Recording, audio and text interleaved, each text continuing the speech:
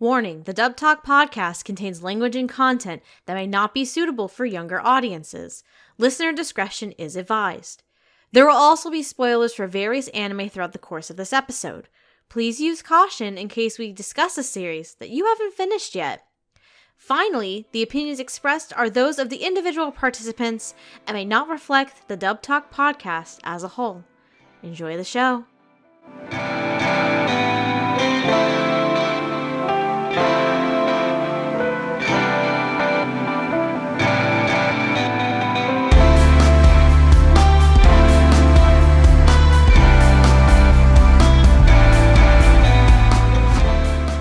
What's happening, Lovecom fam? Welcome to another episode of Dub Talk, the podcast where a group of school friends get together and talk about the latest and greatest anime English dubs.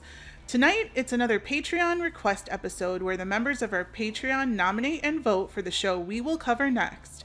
And this time, I'd like to thank Pikagreg for pushing this one to the top of the list, a dub that I personally never thought would happen, but it's in my top 10 anime of all time. It's the 2007 rom-com staple Lovely Complex with a dub brought to us by Discotek and Cadence Studios. And tonight on our Patreon most requested, most loved episode, I have with me the infamous Amon Duel. Howdy. And also I don't have anything clever to say. Yeah, no, it's cold out. And the lovely Stephanie with special appearance by her cat Ash. See, I really can't stay, because baby, it's cold outside. Oh, we're hitting with the puns already, and musical puns at that. Oh, I got 13 pages of notes, bitches. Listen, we're finally recording this. We're unfortunately really late because holidays are a thing and schedules. But when we're recording this, it is a nice little light snow outside for me right now, so I had to make the joke. We have freezing rain here in Texas, so we're getting over our bad weather, sort of. I love winter weather. It's so fun. I don't. I'm over it. My migraine be like, yo, girl, sit your ass down. And Steph and Amon were like, yo, girl, watch 24 episodes of Lovely Complex in a row, quickly. You could have... You're the one who was like, I'd do it. I'm on it. You're the one who's... I have to. It's in my top 10. That's like, you know, in your list of 5, like, things that you would cheat on your partner with that's allowed. Like, oh, your hall pass? Yeah, this is my hall pass show. I did make Chris watch some of it. We'll get into his reactions a little later. Andrew watched a little bit with me. He didn't watch the entire thing from start to finish, but he came in a few spots. Yeah, it was wacky. Speaking of wacky, there are a bunch of reasons why I thought Lovecom might never get a dub, but the wizards over at Cadence pulled off the impossible feat and brought this to us via a 2024 Blu-ray release. The show was recorded slowly over the course of years, that's crazy, and now we finally have it in our hot little hands. You think Gigi is lying? If you think Gigi is lying, she's not. Mm-mm. She's not. Like, Discotek confirmed that the only way that this was ever dubbed was that they took their time over years and in between projects to make it happen. It's crazy. It's like, oh, so-and-so, you're here to record today? Oh, we finished in 49 minutes. We got 11 left. Do you want to come record for Lovely Complex for the 11 minutes you've got left? That pretty literally, much. like, that's what happened. Pretty much. It's amazing how they managed to happen, because Discotek never usually does, like, anything longer than 11 to 13 episodes. No, and even that's stretching it. Yeah, they mention on the commentary that if you look at who the supporting cast in certain chunks of the show is, you can see, like, the strata of what else was being recorded at the time. Yeah, like, I'm not kidding you. Andrew sent me a list because he spoke to the director and he even confirmed the timeline of these. Oh, really? He did. So it started in February of 2021 between Adachi and Shimamura. And it effectively kind of ended around when Cutie Honey was happening on August 29th of 2023. Oh boy. So Oh it my took like almost 3 years to do it. What a labor. And I know there were like injuries during the recording and people were sick and like some of them were in the hospital. It was just crazy. Like this thing is kind of cursed, but it's also blessed at the same time. Here, I'm going to send you in our little chat just so you can see it. The list that Andrew curated.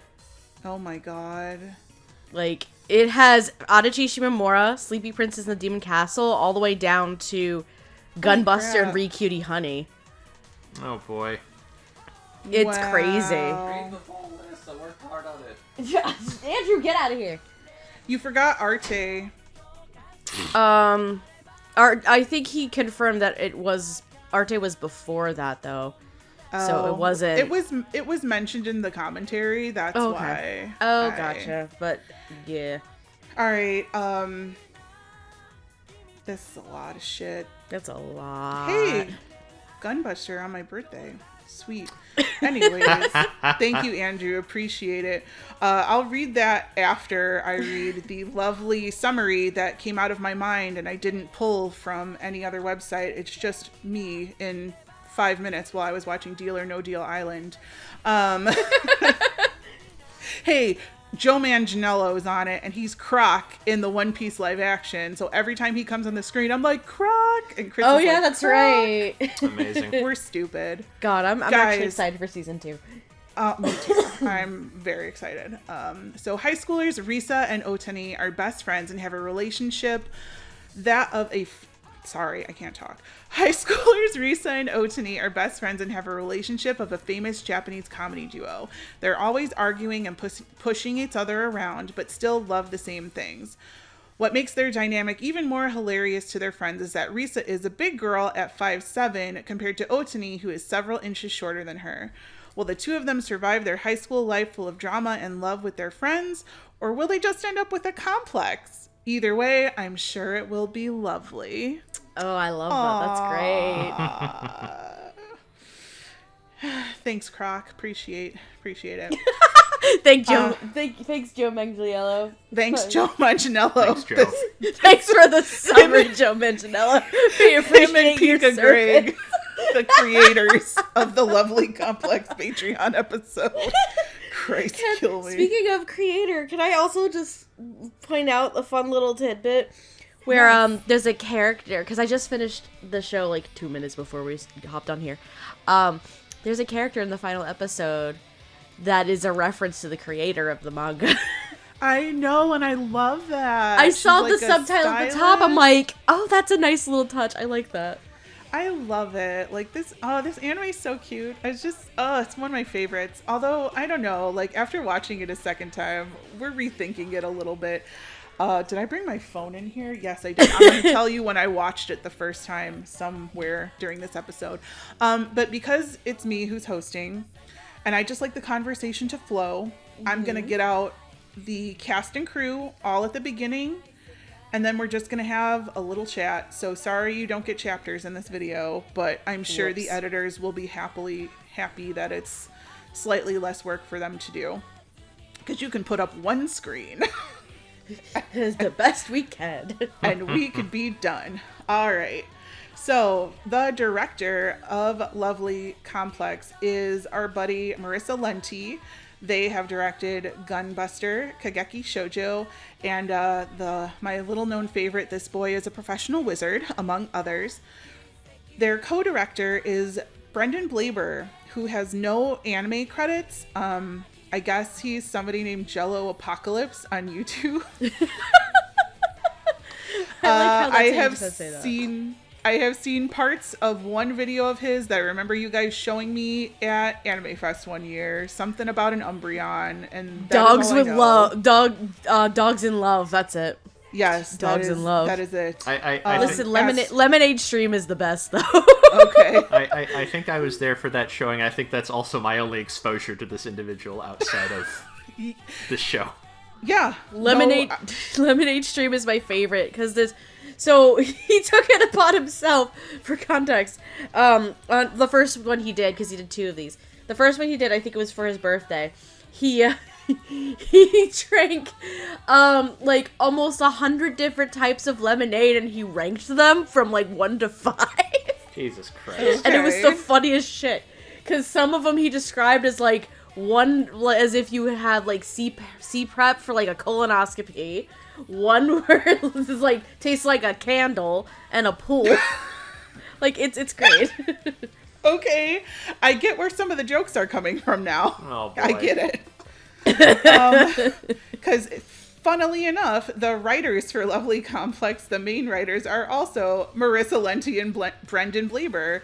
Marissa, who has written such things such as our favorite That's Rough Buddy Actors Songs Connection, which I will say there was almost a That's Rough Buddy in here, but I think it was only That's Rough. And I was really sad. And I was like, where's the buddy? Oh, yeah. I think I wrote it down. I was like, no buddy? There's so many things. City Hunter, Shinjuku Private Eyes, and Tada Never Falls in Love, and Brendan Blaber, who has no anime credits. Sorry. Yep. My bad. There are, as a heads up, there are a fuck ton of assistant directors on this project as well. A lot of assistant directors. David Wald is one of them. What up? There's a lot. So I can pull the list in like 2 seconds. So okay. I got you. Hold on. So your massive list of assistant directors includes Alexis Tipton, David Wald, Megan Shipman, Mike Himoto, Molly Zhang, Natalie Van Sistine, and Stephen Fu. Thank you all for your hard work. There's also, as a heads up, there is a music director, and that it would be Don M. Bennett. Well, I guess I won't make the comment that I was going to make about the song. I mean, you still can. I might. We'll see. This is a weird show, guys. It's so weird. Hi, did I forget to mention who I am? I'm Gigi. Hi. I forgot myself. How are we going for 10 minutes and not introduced yourself? I introduced y'all, but like I figured everybody would know that it was me. And if they don't, then welcome to Dub Talk. You don't welcome get, to welcome to Dub Talk, where Gigi really only does Valentine's Day, Patreon episodes, and Ladies' Night. That's it. That's all I do. It's not on purpose. It's just how it happens. I'm just really busy. Okay, your schedule's fucked anyway. Yeah, it is anyway. Okay, so we have Risa, our best girl ever, played by Amber Lee Connors. She has also played May in Citrus, Baccarat in One Piece Film Gold, who has a hot card in the TCG, and Rio in Rio Rainbow Gate, which I've never seen Rio Rainbow Gate, but I like the fact that there's actually somebody named Rio in there, so I wrote it down. Rio Rainbow Gate is a thing that exists. Otani is played by Howard Wang, yay, who plays Uda, but not Uda in One Piece. It's Uda in Actors Song Connection. Abel in Mashal, which I like to pronounce Mashley sometimes because I'm stupid. And I love that. Ichiji Vinsmoke, Sanji's brother in One Piece. And fun fact, they are engaged, married, one of the two. They're a couple. Mm-hmm. Oh, that's cute. Or at least they cute. were at one point in time. I think this is cute. I'm going to keep going. We have Nobuko, who is played by Hayden Davio. I think that's right. I looked it up the last time. I'm pretty sure that's how they pronounce their last name, but I could so be too. I could be vastly wrong. I'm sorry, Hayden. Please yell at me in the comments if I pronounced it wrong. But please kick our asses as Nobuko. Okay, thanks, bye. Oh my god. Yeah, scream at me, please. Sorry. They play Yayoi in Given, who is, oh god, Uenoyama's sister. Oh yeah. Priestess in Goblin Slayer, and the best role ever because she is the best girl, Marnie in Pokemon. Yay! I love Marnie. And then we have Nobuko's boyfriend, Heikichi, who is played by Alejandro Saab, who plays Arashi in Seven Seeds. I'm still the only person who's ever watched that. Sai Itoshi in Blue Lock, let's go. And Leon in Pokemon. And they're married in real life. This is cute. The cute We quote. love this. The cute quoting is off the charts here. It is, and we've got one more super cute couple. We have Chiharu, played by Sarah Wiedenhoff, who I had no idea she played this. Power and Chainsaw Man. What? Surprise, bitch. Are you kidding? Nope. Ripple and Magical Girl Raising Project, and Teresa in Tada Never Falls in Love. Oh. And Tada. I know, I love that show. I love Tada. And then we have, as Chiharu's boyfriend Ryoji, we have Aaron Dismuk, who plays Chigiri in Blue Lock, Let's Go, Senku and Dr. Stone, and the asshole to end all assholes, Eiichi and Ensemble Stars. They're also a couple. Or at least they were at one time. We can neither confirm nor deny that they're still together. We just know that at the time with this recording, they were probably dating. I think so. That's all we know. Please don't come at us. Yes. Sorry. So you can see the pattern already here with this. Sorry if we are bursting into your private lives, but I think this is really freaking cute. Yeah, I think this kind of laid into the casting a little bit. So I think at this point it kind of has to be known at this stage, kind of the connection here. So we apologize, but and then we have some of the side characters. We have Seiko, our little cutest character ever, who is played by Oz Siv Ryan. Oz has played Sarasa in Kageki Shoujo, Sweet Pirate Crew in One Piece, and Yohei Tanaka in Prince of Tennis. Oz is back, y'all. I'm excited. oh, I'm excited. We have Haruka, who's played by Tom Laughlin, who, oh my god, how hysterical is Haruka? He has played Page One in One Piece, who's Ulti's brother, and Ulti is the best. Kasha and the Demon Prince of Momochi House, which again, I think I'm the only person on Dub Talk who has watched this. No, I watched it. Oh, did you? I love that did. show. Oh, good. I've watched We it. need to do an episode on that. We should. Someday. That'll be fun. 2027. In 5 years. Yeah. And We'll wait another 5 years, 15-year anniversary. And King Goma in Dragon Ball Daima. I don't know. Chris watches that. We have Mighty, who in Japanese is played by Junichi Suwabe. Oh, that makes a lot of sense.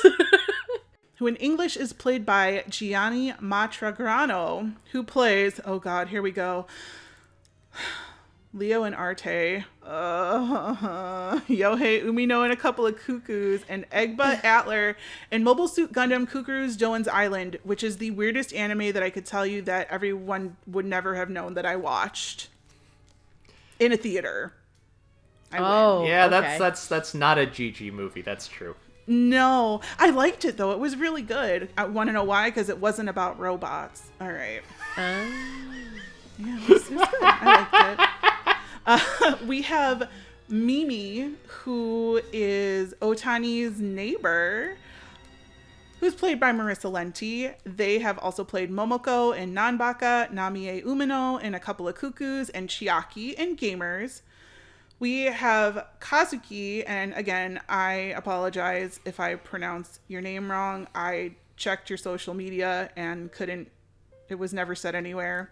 Kaden Jensen, she has played Baro Barrows in Titan's Bride, Shion in Ruby Ice Queendom, and Sengoku's Goat in One Piece.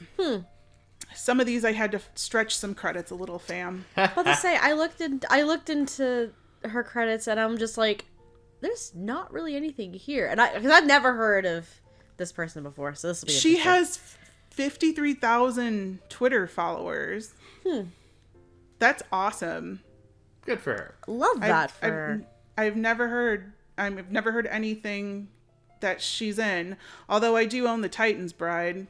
I Make do your not. jokes. Yeah, nobody else does, just me. I haven't watched it yet. We have Mayu, who is Otani's ex-girlfriend, played by Elizabeth Quiedenfeld. They play Tamako Shima from Taisho Otomi Fairy Tale, Akina Horiguchi from Kageki Shoujo, and Soda in Goddess of Victory, Nikki, Nikkei, I think it is. Nikkei. For a while, I thought it was like Infinity Nikki because it's getting a Union Arena deck. And I was like, what is Infinity Nikki doing in Union Arena? That's like Shonen Palooza. So It's an alternate universe. You didn't know that? oh man, I wish it was a dress-up game. I'd buy those cards so fast. Anyway, now that we've got all that out of the way, let's talk about Lovecom. Oh man. I would like to start? I'd like to start off by saying that marathoning this very quickly, all 24 episodes plus 2 commentaries and a blooper reel at one time was a stupid decision. That is a very silly decision. I got the burnout real bad. And this is one of my favorite shows of all time. Because, okay, you know how I say, I love the jokes. Mm-hmm. I love the joke dubs. Yep, you love the jokes, you love the camp. Mm-hmm. Love the camp, love everything. Okay, I wrote down 13 pages of notes for this, literally writing down every line I thought was funny and everything weird that I wanted to talk about that was a little, like, different. Okay. Yeah, I wrote down, like, a little over a page or so of notes, because I was mostly paying attention, but, like, half of that is just fucking lines that just stood out to me. So this is, like, hysterical, but it also, like, thank you, Discotek, I had the subtitles on at the same time. So, like, in parts, they were completely different than what the dub was. Okay. Which some of them were a much better choice dub-wise, and some of them I feel the better choice was sub-wise. I think that there were certain parts where they completely rewrote it, and not for joke's sake, but for plot points. I'll get to some of those in a couple minutes, but at one point, this dub got so fucking unhinged. Like, it got unhinged to the point where I was like, I need a break. like I love the jokes, but it came to a point where I'm watching it with Chris and I was like, did that bitch just say poggers?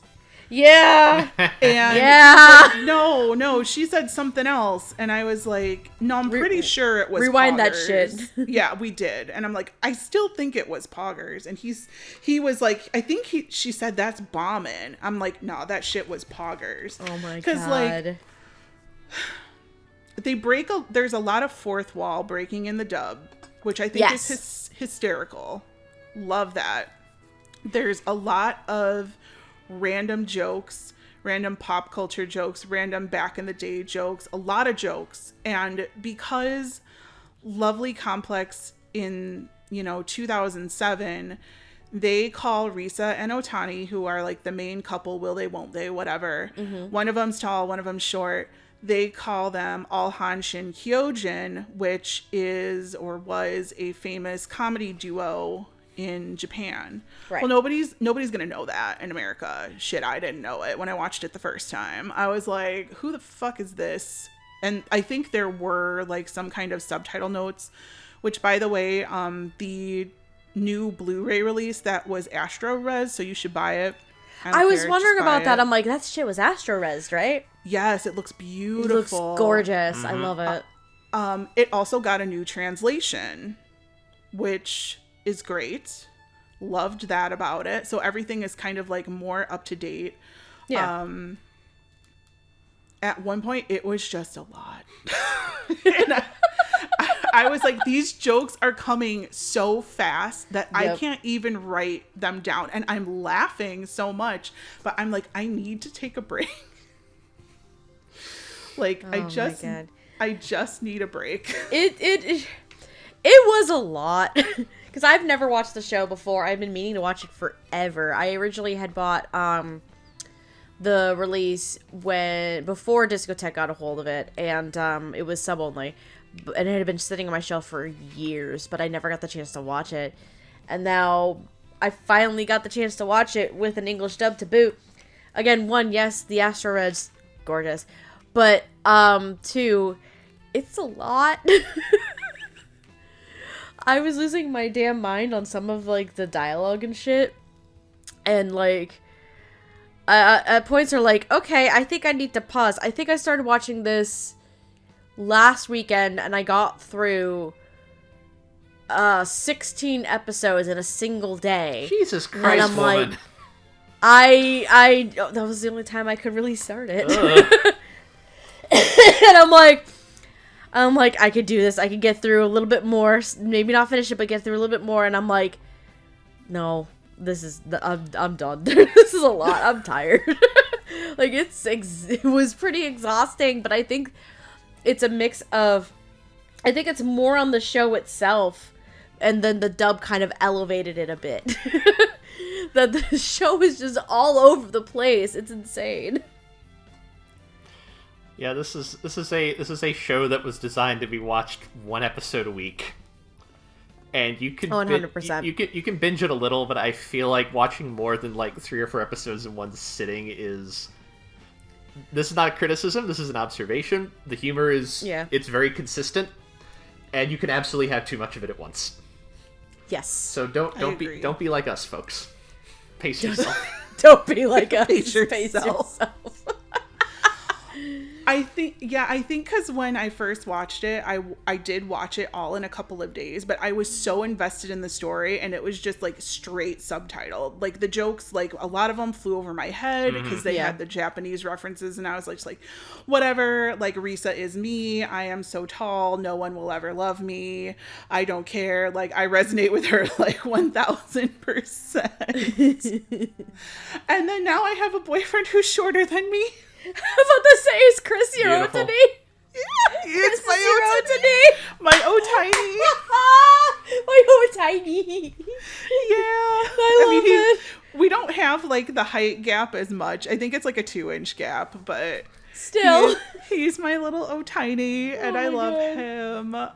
So it still resonates with me, and like, when it got announced that it was gonna be dubbed, like, I freaked the fuck out. I was super happy. Like, this is just my favorite.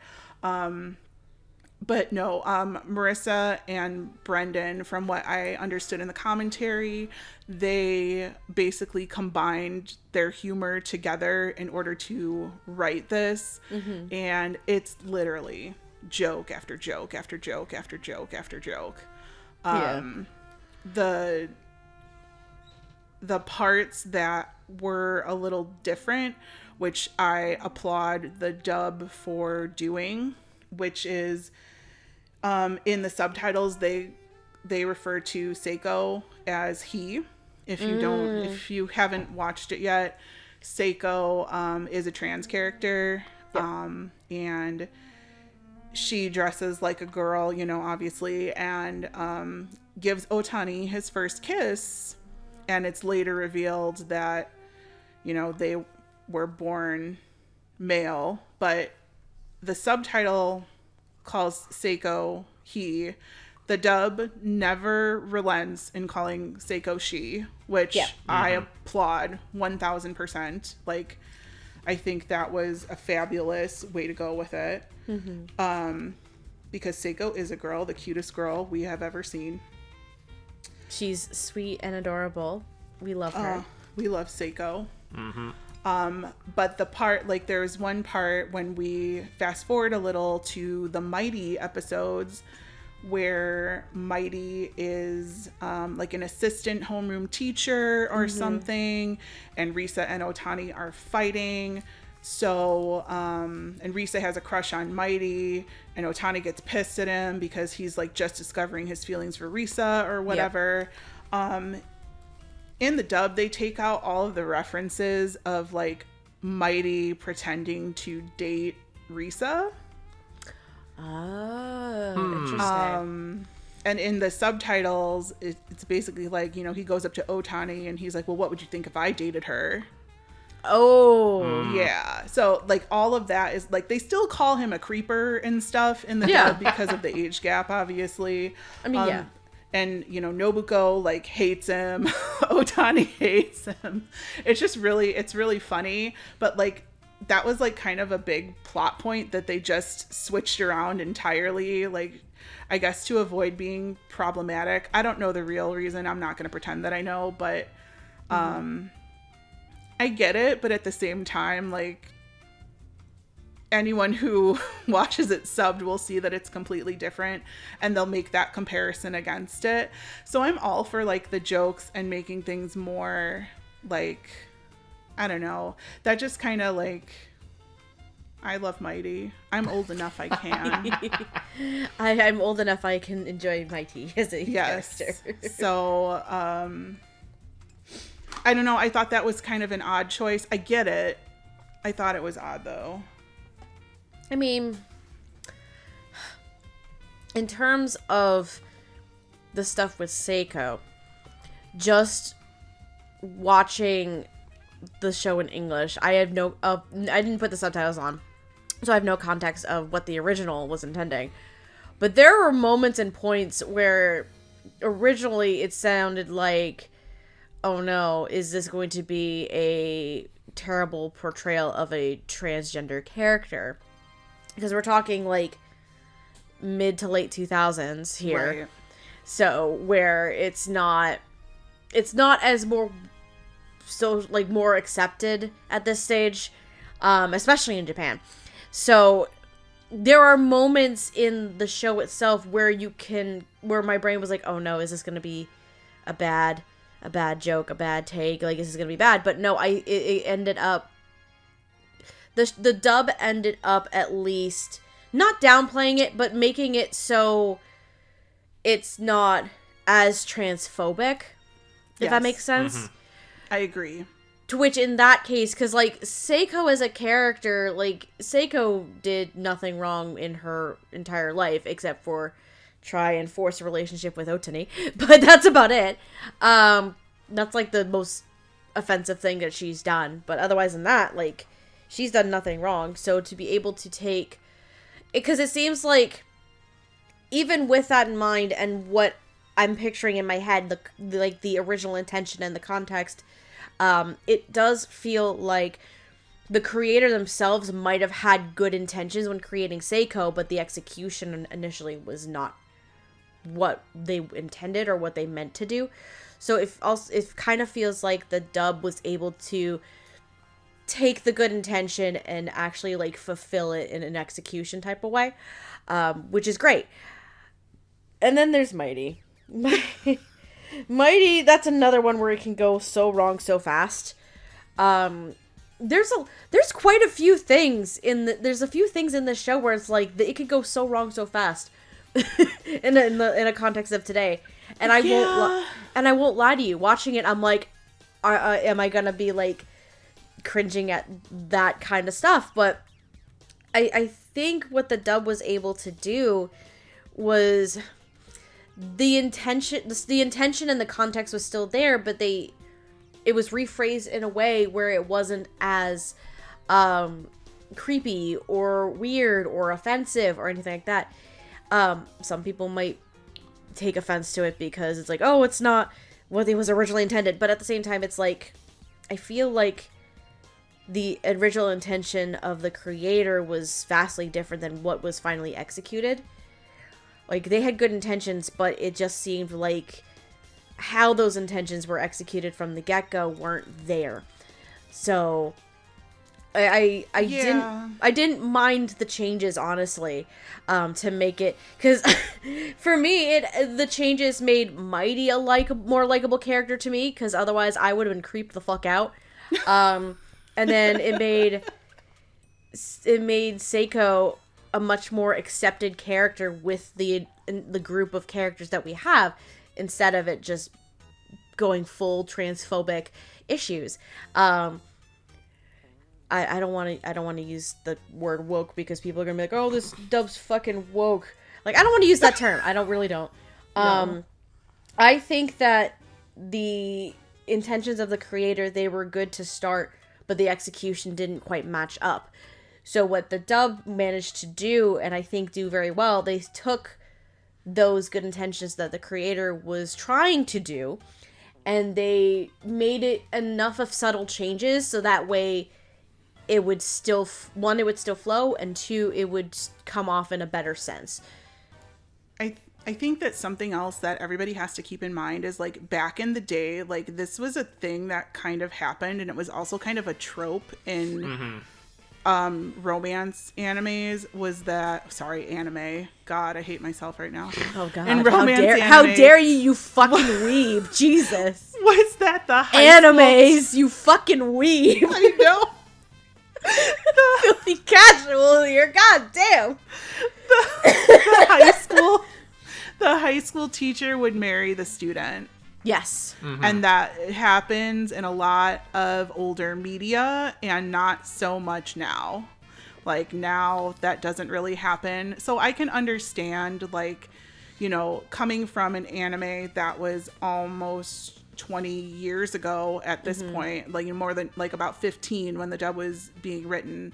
Like, I get it that, like, not everybody's gonna see that could be a thing because it's not a trope now.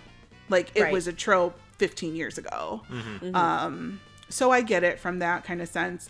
I think that it was played up a lot for, like, Mighty to be a huge creeper, but, like, if you don't have the context to go with it, with the original, or at least the translated subtitled dialogue, it's a little less of a reason as to why he is a creeper.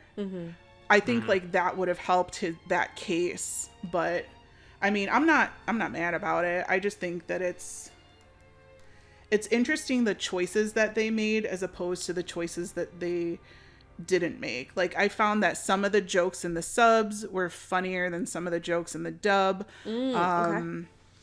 A lot of it was like, I'm sure they were saying baka in the Japanese. So we got subtitled moron, we've got dubbed dumbass, which I think is funnier. I like to call people a dumbass. Calling people dumbass is fun. It's great. I know, right? There's so many funny lines, and I do think that, like, it took a while for all of the characters to, like, get warmed up to their roles, because I felt like at the beginning they weren't quite sure what, you know, how to do it. Like, it sounded a little, like, timid, but around, like, the halfway point, everything started to get unhinged. Like, everybody was going full ham with everything, and I was like, okay, well, this is where it is now. And then I feel like at the end they kind of, like, toned it down a little, like the very end, and I was like, okay, yeah, because the ending is, like, very sweet, and kind of nostalgic. We're all about to graduate high school. We got to figure out what we're gonna do with our lives. Exactly. I mean, it was a little odd, but, you know, whatever. We'll make Risa and Otani do the valedictorian speech. Sure. Yep. Sure. Yep. But I think for the time that everybody had, which may or may not have been little bits and pieces of time every couple months or so for these characters to quote unquote get into character, that Marissa and Brendan and everybody else who assistant directed did a really good job fitting everybody in and working with what they were working with. I think that the writing is just fucking insane. And I mean that in a good way. Like, I'll just start reading things that I wrote down. Risa, I'm fine. More like he's fine. Dummy dumb, for real. The comedy duo thing is hard to translate. I wrote down a Chiharu recolor. Tonight I'm gonna bag me a hunkosaurus. Since you like hanging out with weenies, I made you hot dogs. That one was good. Be a good doggo. Hooray for democracy. The deadpan teacher. That teacher, I loved him. That was Mark Swint, right? Yeah, super kudos to Mark Swint for turning in my favorite performance in the dub. I was gonna saying Amon loves that teacher because he's so funny. There's some bit in the back half where they're doing like, it's like, what do you want to do with your future day? And he's like, you need to, he says something like, you need to take what you're doing seriously. If you don't, you might end up having to be a teacher or even worse, a voice actor. He says it with such disdain. It's wonderful. I wrote that down. Me too. I wrote that down. I loved it. That was a good line. That was a good one. Oh, that was so good. All of the random nicknames that Risa and Otani got. The redheaded goblin, the giantess, O-Tiny was probably my favorite. Oh, O-Tiny's great. The old lady teacher saying holy guacamole. Why, oh, why did I have to be born as a potato? Oh, yep. I have one. You look like you lost a fight with a weed whacker. So somebody said I got a shot my shoot. I got a shot my shoot. The fourth wall breaking girl. We've been at this for 6 episodes. Bro Squad. Somebody's gonna scoop him up like 2 stupid goldfish. I did write shot my shoot. There's even the wall is even funny. Like at one point somebody said there's lots of fun stuff over here, and I fucking lost my shit. I have a few too. I forgot my excuse at home. Show him some real honkers. Water time titty attack. Oh my god. The titty attack was the whole, I think that was like all of episode like 10 and 11-ish around there. The whole like titty attack thing. Yes. Gotta show him your boobs. The wintertime titty attack. This is where I wrote the second Christmas episode. Oh, wintertime titty attack. That's what it was. The second Christmas episode is where it gets unhinged. Mm-hmm. Maybe he's an ass man. He's low enough to the ground. Yeah. Yeah, I wrote that down too. Lordy. What vile inus are you endoing? Mama's gonna have to give her a spanking. Nut up or shut up. Yeah. Let's talk about something else. How about the Mets? That one fucking threw me out. I was like, that's so stupid. I am a lover, and this here is her side piece. I think after the Mets line, I wrote, I don't want this to be a Ghost Stories gag dub with the sad Oh my face. god, I missed that. Lordy. No, that was me. That was me writing it down. Oh, okay. I was like, is this where we're going now? This to the end is just going to be Ghost Stories? I'm going to cry. No. And the one thing that I really like, I wrote down, wow, the dialogue reminds me of the mid-2000s. And then right after that, because it had the FTWs, the For the Wins, and I was like, I remember saying that all the time. And then they start saying, why don't you make some more recent catchphrases or whatever? And that's where the Poggers thing came in. And I was like, oh, so they weren't trying to write it like it was 2007. I was like, oh, they kept all these old references in. Like, I was like, I remembered all of these. And then they're like Poggers. And I'm like, okay.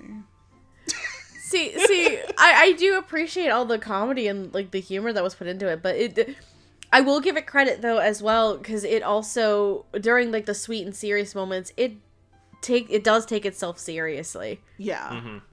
It does a good job balancing the comedy with the actual melodrama that's underlying everything. Yeah.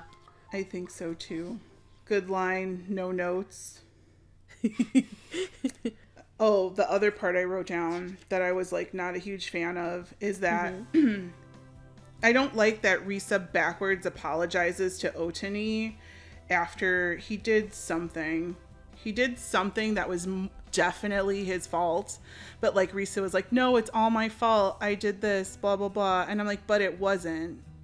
Oh, what was it? I don't remember, but it was right during the Mighty episodes.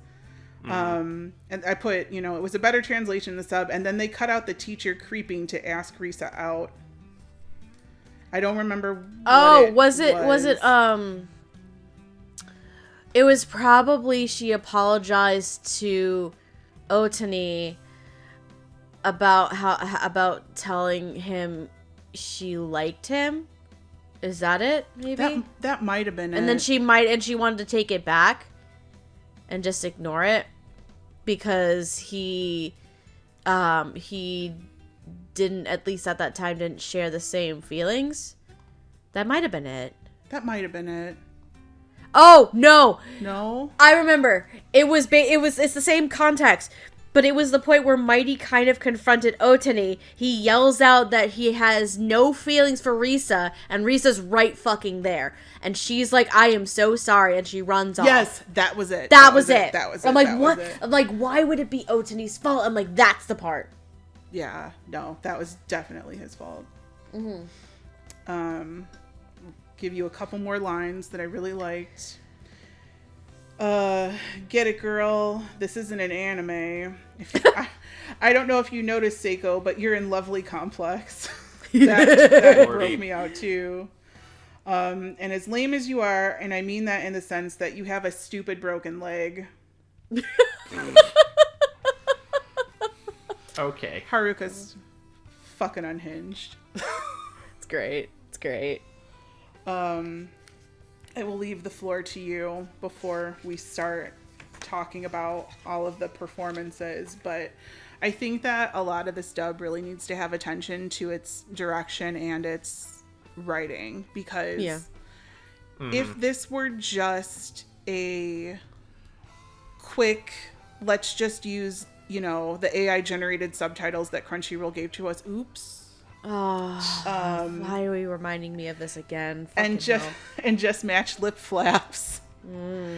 It wouldn't have worked. I don't think it would have worked. I think that because everybody put the time into retranslating the jokes and making them more current, that it worked way better than if it would have been, and even if they took them strictly from the subtitles, the new translation, it would have been all right. But I think that the work that they put in to make all those jokes themselves, really added a nice touch. Yeah. It's just a lot in one sitting. I need some drama with my rom-com. The biggest piece of advice, if you're watching Lovely Complex, do not marathon it in a single fucking sitting. Don't do it. No. It may seem like a good idea at the time. Don't fucking do it. Because it can be a lot. It's a lot. I'll leave it up to Amon, to you, to Steph. Before we move on, I do want to shout out my favorite little itty bitty bit of this entire show. Which is the text alert noise that Risa and Otani have, which is their favorite rapper, Umiboshu, going, "Bro, check your phone, got text, yo." I love it. Umiboshu. I would pay up to $2 for that ringtone so I could put it on my phone. Not that I ever take my phone off of silent anymore, but I'd like it to have their own principle. Do you guys remember when we used to do that back in the day? And we would just make, we would buy, I don't know, do people still do this? They buy ringtones off of, I used to buy them off of iTunes. Well, I don't know if people buy them, but they'll find a way to get them for free. What a weird time capsule that is. Oh my god, I love it though. I think Umiboshu was Brent Mukai, I think, right? I believe so, yeah. Yes. Yeah, he was fucking great. That's Umiboshu. I loved it. Umiboshu is this rapper that Risa and Otani are obsessed with. Mm-hmm. They bond over. It's great. It's great. We love Umiboshu. They do his raps in karaoke. Yep. Some of them in English. Which is... There's also one insert song that's translated into English. Yeah. Which... all I have in my notes is, what the fuck, that rap, though? Yo, I'm sorry, fam. Oh, man. Let's do some raps, because... It all right. Yeah. Oh God, I don't know. Where do we want to go from here? Who wants some flowers first? I mean, we're kind of already on the subject of Marissa Lenti. Why don't we talk about Mimi? Talk about fucking unhinged. Jesus Christ. Mimi is borderline yandere to me, and I'm like, oh no. My God. I was just like, okay, so I had watched or listened to the commentaries before we even got to Mimi, and I was like, who the fuck is Mimi? I did not remember Mimi at all. Yeah. Because I gotta find that date that I watched this. But then, like, this character came on, and I was like, is that Mimi? Like, that doesn't sound like Lenti. Oh, by the way, Lenti also voices Otani's dog. Oh. And Moxie, the cat, also makes an appearance. Moxie made an appearance? Yeah, she was the old lady's cat, the fortune teller's cat that Kazuki talks to. I love it. Moxie's getting paid in cuddles and treats. I love it. I hope Moxie's getting paid in cash. Cash makes for plenty of treats and toys, yes. But I didn't hear it at first, and then when Mimi goes full psychotic mode, I was like, oh, there's Lenti. See, I'm actually excited because I'm looking at your list and the credits that you mentioned for them. I'm happy you put Nanbaka in here too. That's for a Momoko good one too. Because it's kind of similar where though for Momoko it's the exact opposite, because Momoko in Nanbaka is the warden of the prison, right? Where mostly in like day-to-day life, Momoko is a serious like normal registered Marissa, and then I believe Momoko's has a crush on Ian Sinclair's character. Yeah, one of the guards. And every time Momoko is thinking about this specific person, she goes like all cutesy and like, I love him so much. He's such the best. Da, da, da, da. That's kind of the opposite effect with Mimi, where Mimi is sweet, and like sickly sweet, but she also gets very, very angry and psychotic. Oh my god. And that's when like the real tone Marissa usually has comes out. And it's such a fun fucking jump when that happens. Oh my god, I like that. And then I like when Mimi and Risa are talking about the perils of being tall girl. Yes! And then Mimi goes back into the, oh my god, we can be best friends mode. And she's like, wait, what the fuck am I talking about? And I'm like, yeah. It's like, shut up, what do you do? It's like, I hate you. It's like, but trying to like do things when you're tall and all this sort of stuff. It's like, yeah, it's not great. Well, what the fuck am I doing? It's great. I love it. Like the hot and cold maybe not the right way to put it. The sweet and sour is probably the best way to describe Mimi as a character. Like the sweet and sour is such a fun performance for Lenti on that one. I just love it. It's borderline yandere to me sometimes. Because she is obsessed with Otani. I mean, to be fair, like, everybody punches everybody else in the face in this anime. Yeah. Like, that's something that, like, I caught, like, this time around that I didn't catch the first time around. It's like, damn, everybody's, like, hitting each other. Like, everybody's abusive as fuck. Like, what the hell? Yeah. And, like, all the adults see this happen, and it's like, kids will be kids. So funny. Like, nobody's in trouble for shit when they do that. I am looking for when I watched this the first time, because I'm not gonna lie, it was probably on Fansub, but we won't talk about it. Oh my god. Again, I've never seen this show until this time around, and I'm very happy that I did. Oh no, okay, so for some reason I wrote that I watched it all in one day. Is this possible? Do we think I did this in November of 2013? I mean, there are enough hours in the day to do that, I think. And then if you skipped the theme songs and ate food while watching it and didn't sleep, probably. I mean, in 2013, like, that was before I started my YouTube channel, so, like, I had a lot of time. And it was, like, must have been around Thanksgiving or something. Oh, that would make sense. Time off of work. Yeah. But yeah. Amon, how is Mimi for you? Is she your type of girl? No. Jesus Christ. I mean, we don't shame here. I admire her spirit because she's fictional and I wouldn't have to deal with her personally.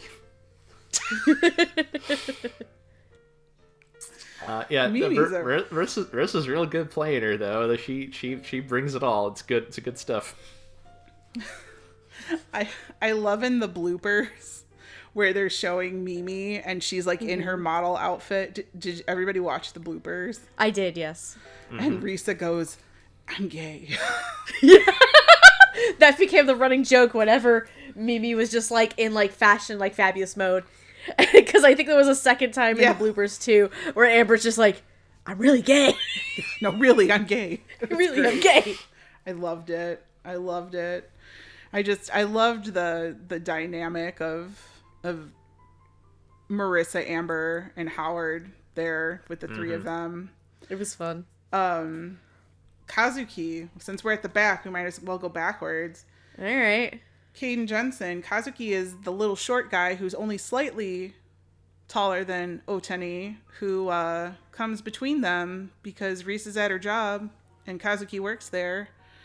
And Risa falls asleep at her job, and then Kazuki tries to little Snow White smoochies, and Otani sees and gets pissed off. I mean, rightfully so. I guess. Well, it's rightfully so to be mad at Kazuki. I will make that distinction clear. But he was mad at Risa, and she didn't have anything to do with it. And then that's why I'm saying you should be mad at Kazuki. Then he was mad that they went to an Umebozu concert together when he was too busy studying for cram school. I would not be mad at that. I'd be like, "Hello, the Backstreet Boys are playing. My ex invites me and wants to give me a free ticket. Fuck yeah, I'm going." Like, see, my only issue with that whole situation is that Risa didn't tell Otani about the whole situation. Well, that's her dumb fault. That's the only thing. That's the only thing. Is if she had mentioned it to him and asked him about it, then it wouldn't have been as much of a misunderstanding as it was. But he would have said no because he's a little tsundere, and he didn't say anything. I think it was a little bit before this was when Chris was watching, and he was starting to get pissed. And he was like, "Why? Why is Otani being this way? Like, Risa deserves someone better." Like, Otani sucks. And I was like, he does suck, but you can't help who you like sometimes. Sometimes you just like the short king. And then I looked at him. It's like, bitch, you should know. But Chris doesn't suck. Otani sucks. Like, I don't know. I'm only talking about liking the short king, all right? Oh, yes. That part is like, you can't help but like a short king sometimes. I mean, look, I'm 5'9". Like, the percentage of guys who are shorter than me is bigger than the percentage of guys who are taller than me. So it is what it is at this point. You know, we like who we like, we love who we love, and Kazuki loves Risa. And I thought that was really cute. I mean, it does come out of nowhere in the anime because I feel like at the end is where the pace starts to really pick up. The pacing in this anime is fucking atrocious. Yeah. Like, it's super fast, and then it slows down for, like, the good part, and then it gets super fast again, and then it ends. Yeah.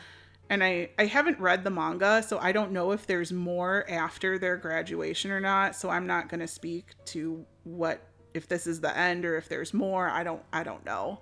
But Kazuki comes in right at the end.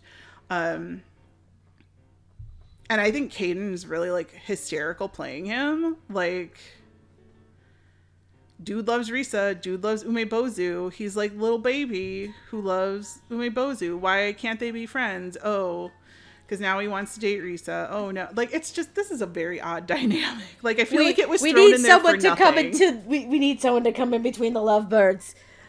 Little short man who works with Risa. That's gonna be your role. But poor Risa, she gets all like the problematic ones like coming in between her and Otani just gets like Mayu, who's an ex. Yeah. Who's very sweet and nice and doesn't ever do anything wrong. And then he gets, well, okay, Mimi's fucking unhinged. My bad. I'd say Mimi is unhinged. We forgot about Mimi for a second. And then Seiko, who we can't really blame because, I mean, Seiko is too pure and good for this world. Seiko is an angel. An angel of light in a world full of darkness. But no, I mean, for never having heard Caden in anything, I thought she was really good. Like, for a first impression, I was down. I enjoyed it too. It's just one of those, again, where normally if it's someone I've never heard of, I need to take like a second to like adjust and kind of figure out what direction it's gonna go in and like understand like their vocal range. But after like a little bit with Kazuki, I did end up enjoying Caden's performance as well. Caden's a little pain in the ass, but he's a little pain in the ass, but that's no, Caden, sorry. Not Caden, Kazuki. Kazuki is a little bit of a pain in the ass. My bad. I just realized what I said. I'm like, shit. I'm also slightly distracted because my cat decided to be sweet and affectionate right now and just wants to snuzzle me. Oh, babies. Yeah, so our kitchen chairs are currently in our office because we don't have an office chair. And Ash has been, for a few nights when I'm at the desk doing stuff, he has hopped up on one of the chairs and just sat with me, which is exactly what he's doing now, and wanting affection. But no, Kazuki is a plot device to try and get between Risa and Otani. I feel like if there was more time with this is more in general with the show itself, right? If there was a bit more time to develop Kazuki, I feel like it would work a little bit better. But considering it only took like what, an episode or two, yeah, and then all of a sudden like the whole Umibozo thing happened, and then Otani is just like, I'm breaking up with you, and it's like, that was fucking quick. How long were you dating? Like 2 months? Like only 2 episodes, girl. Pretty much. Like, I feel like if there was more time, we'd have better, like, development, especially for Kazuki, and his feelings towards Risa. But, I mean, that's the curse of some anime adaptations of manga, where it's like, oh, we only have a limited number of time. Okay, we're just gonna do this now really, really quickly and not develop anything. But that's more on the anime's fault. That's not the dub's fault. Yeah, that was good, like what you said, that he was a plot device. Now that I'm thinking about it, I kind of feel that like all of the side characters minus our main 3 couples are all plot devices. They really are. They exist for one reason: to be a nuisance to the main couple. In one form or another. They never show up again, except for Seiko and Haruka, and I want them on the screen all the time because they are the best couple that doesn't exist. Yes. I love them. They're so fucking great. Oh, since it came up earlier, I did look, and apparently the collected edition of the last volume of the manga came out at about the same time the anime started. So I think this is probably pretty close to a complete adaptation, but that might also explain why the pacing's a little wonky, because obviously they're trying to make the adaptation while it's not quite finished. Okay. So that would be my arbitrary guess based on very little. That makes sense. Man.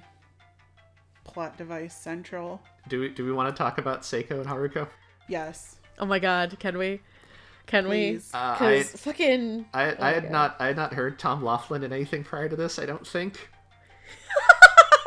Why isn't he getting more work? Clearly he is, but amazing. My introduction, I think, to Tom Laughlin, I think, was actually Tribe 9, where he played a minor character there.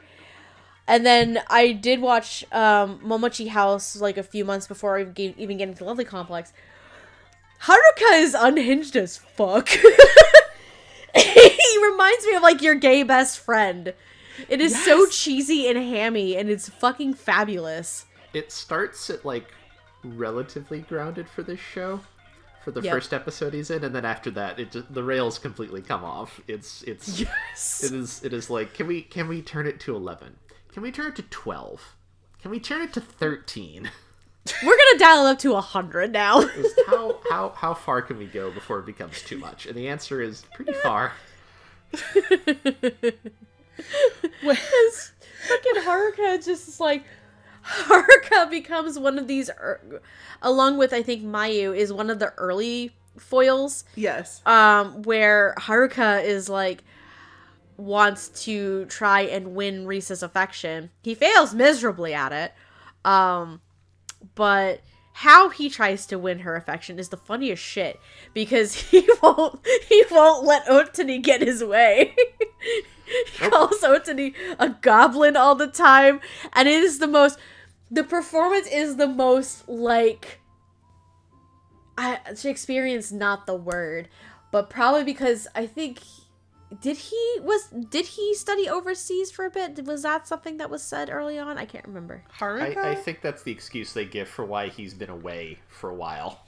I think so, and because that would explain a couple, like, some of his performance, where it reminds me of, like, this, like, proper Englishman, like, hurling these, like, insults at people in the most, like fun way possible. Like, what do you want, you little goblin? Like, that's what it kind of reminds me of, and it's just so fucking great. It's hilarious. When he starts rolling his R's, I was like, yes. Oh, we've lost him. I was like, I can't even do it. I can't. Don't even ask me to try. I cannot. Somebody tutor me who voice acts. I can't. Riff raff. I'm trying to say, and it's not working. But it was so good. Oh, well, like, I'd forgotten all about him. Obviously, I haven't watched this show in 12 years. Forgot all about him. At first, I was like, oh, this is the gay one.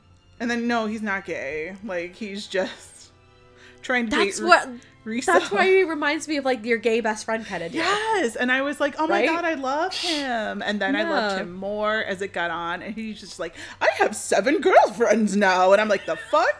I think I wrote a note down where it's like, damn, Haruka's got a harem going.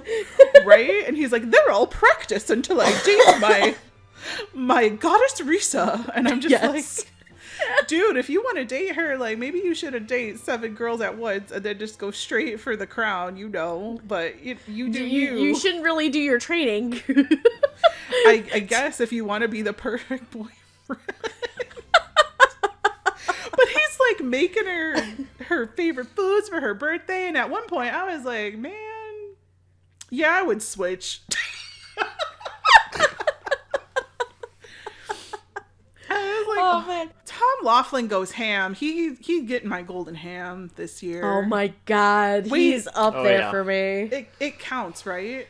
Yes, it does. Is this eligible? Yeah. Lovely Complex is eligible. So have fun putting all of your awards for Lovely Complex. How did you know that was what I was going to do? I don't understand. Because I know you. Because I only watch one new show a year, and apparently this year it's this. So,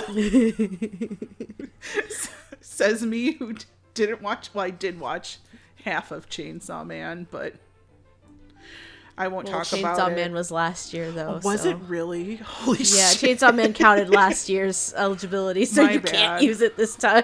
I know Amon really likes it, so I won't talk about Chainsaw Man, because I just didn't get it. Gigi, I love Chainsaw Man very much. I respect you very much as a friend and coworker.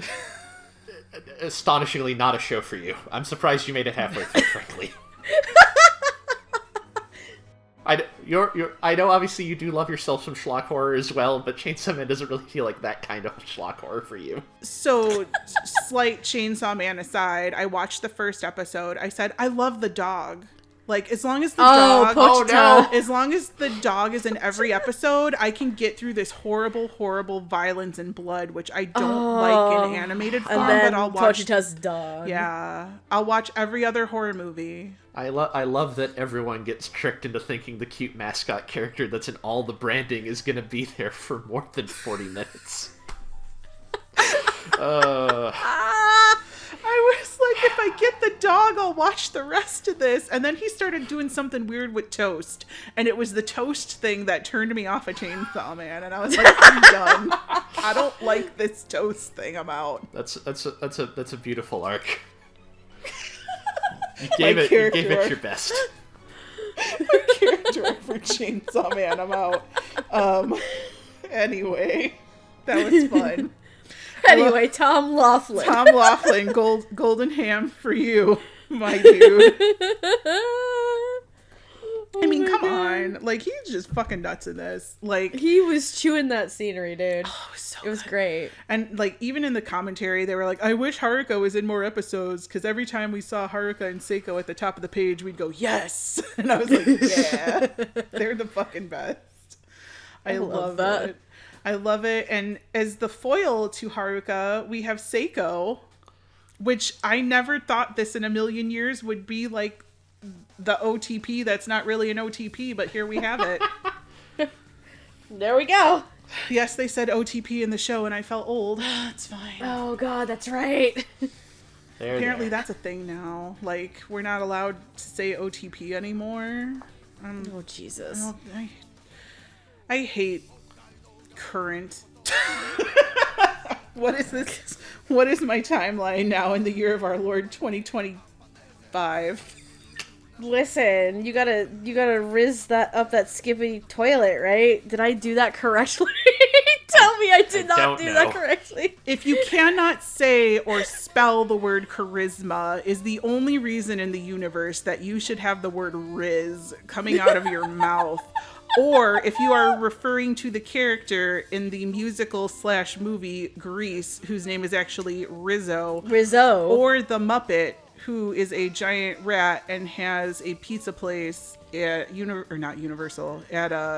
MGM Studios. It's not called MGM Studios anymore. Disney's Hollywood Studios. Jesus Christ. Fuck my life. Okay, there's a reason that I get every answer right on Pulp Culture Jeopardy, and this is it, apparently. This is my time. Who wants to be my partners? I don't know anything about country music or sports. If you know about those, hit me up and we'll be on season 2. Anyways. So at the beginning of the first Seiko episode, I was going to be like, oh my god, what is the squeak box here? I need to look up who they are, because it is, what a high pitch. And then as it got further in, I was like, oh shit, never mind. That's fucking Sarasa from Kageki Shoujo. I had the same thing. I had the same thing because I'm like, who is Seiko? That is super high pitched. And then like, as Oz like kind of eased into it a bit more, and the high pitchedness got dialed down a little bit, which was good. Yes. And then I was like, fuck, this is Sarasa.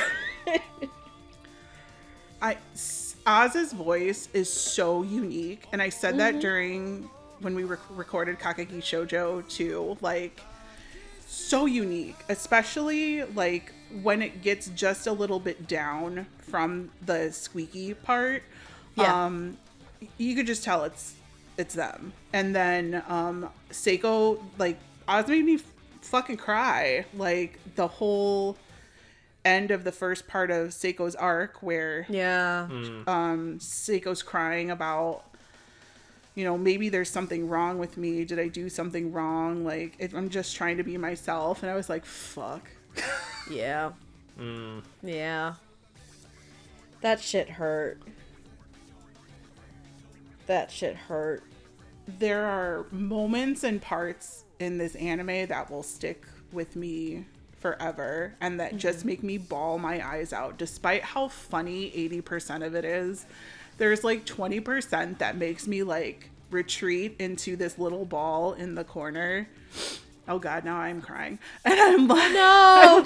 I'm like, oh god, like, I know how this feels. And it feels fucking terrible. Like, why is this happening? My PTSD is kicking up again. Oh no. But I'm glad that, you know, even though Seiko didn't really get her man, at least they were friends. So yeah, she took it well. Seiko took it well. And then tried to be on team Roteni after that. I made my own. I made it up myself. Roteni. Hell yeah. Sounds like something you eat at the Olive Garden. You're not wrong.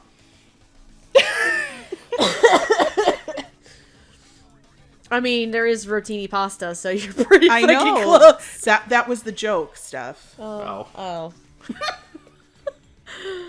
I'm tired. Fuck it.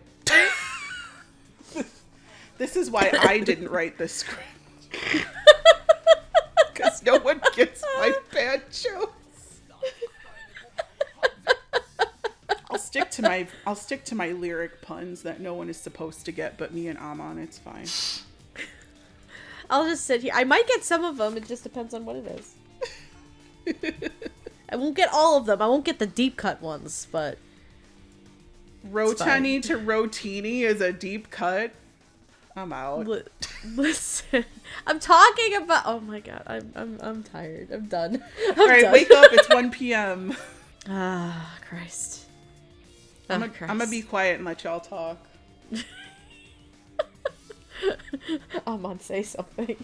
What an adorable performance. the cutest cutie pie. I mean, good for all the reasons Gigi already said. Like, Oz just really nails the character, I think. Absolutely adorable. Heartfelt in the bits that need to be heartfelt. Excellent stuff. Love it.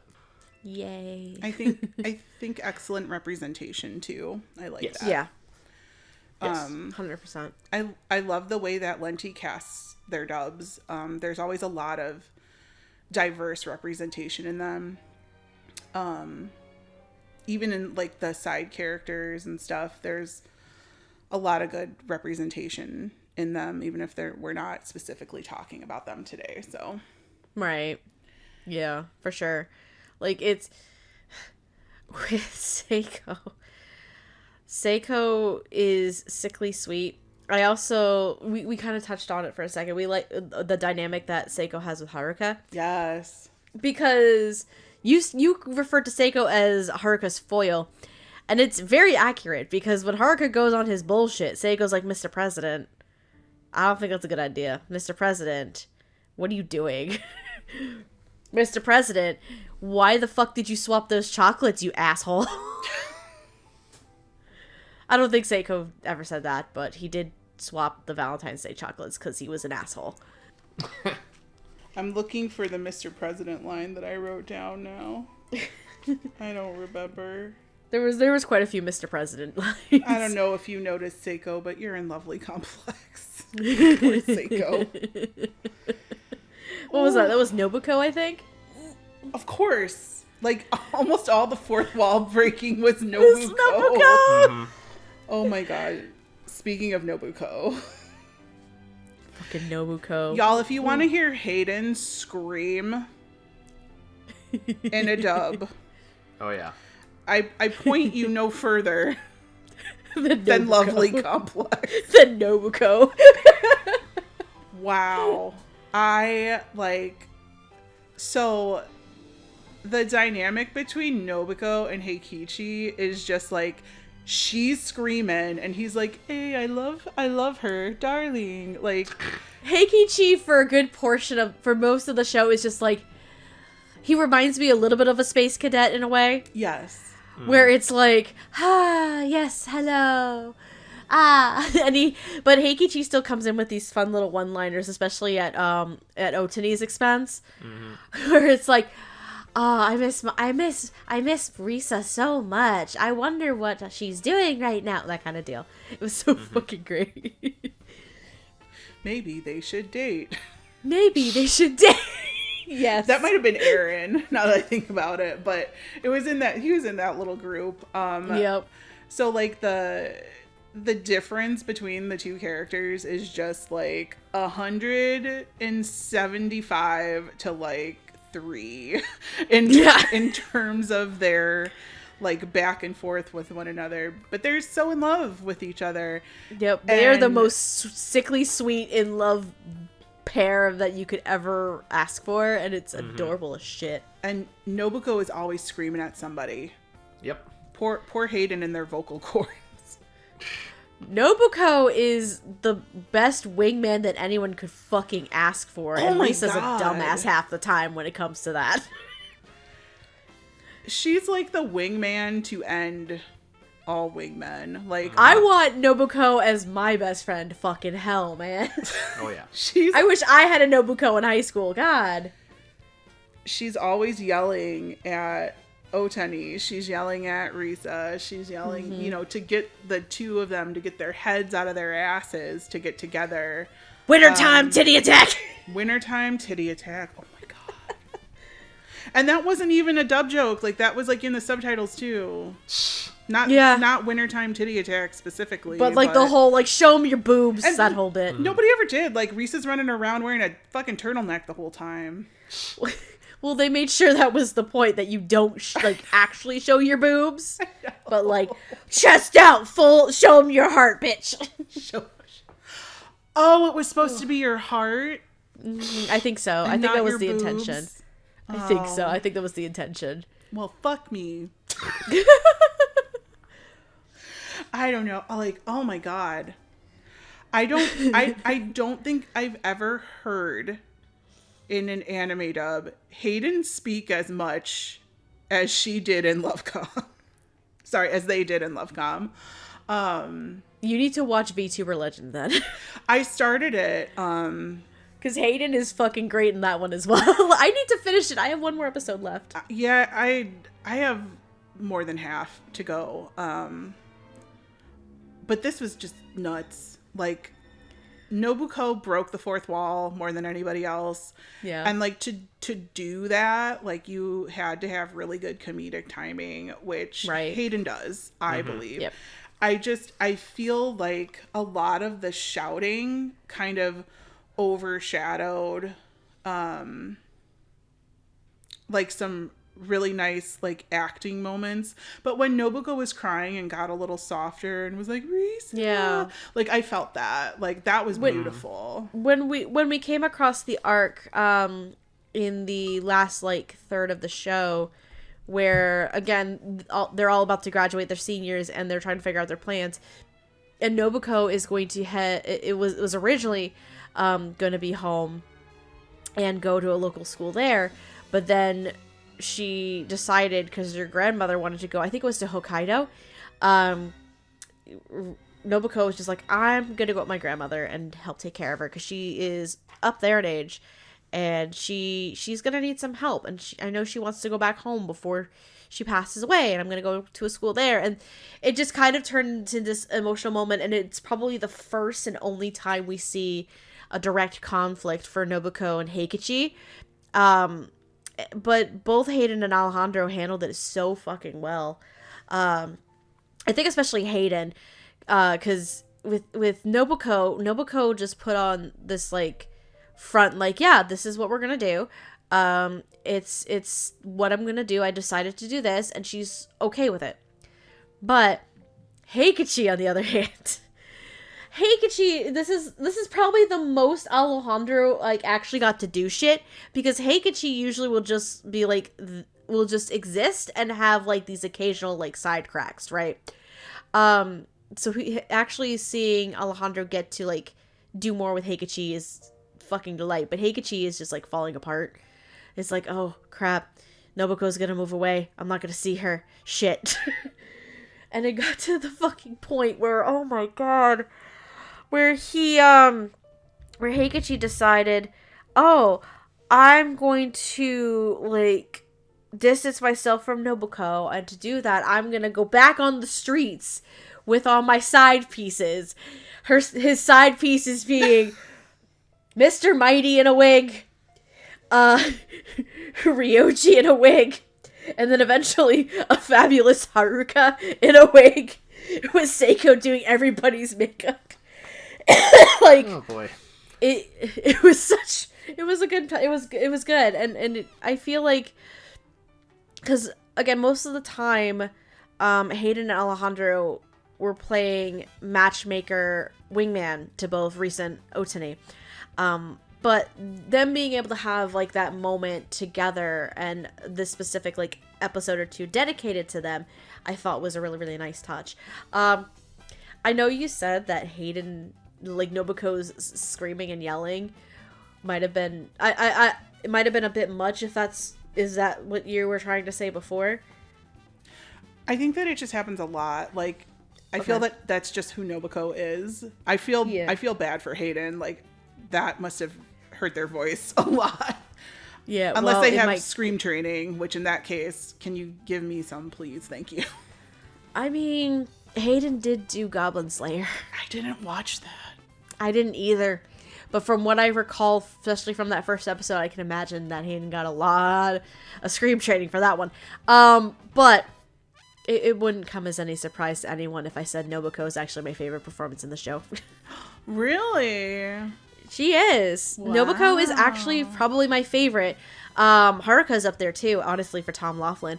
But like, just the dynamic that Hayden has with everybody, and the fact that like Nobuko is such a fun character as a wingman, as a best friend, as this voice of reason, the one with experience because she's been dating Heikichi for a while at this stage. Like, I just fell in love with Hayden's performance as Nobuko from like the get-go, and it's just like, this is great. I love it. And it's different from, I'm not super familiar with Hayden still, right?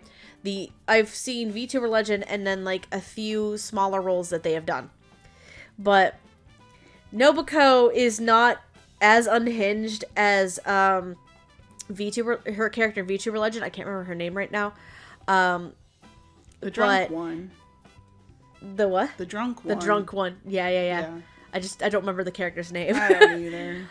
Stro Zero character.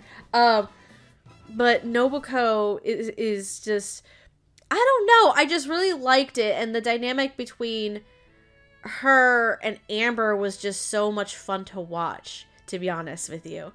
But yeah, no, Hayden was definitely one of my favorite performances, for sure, of the entire show. Aw, I love that. I loved it.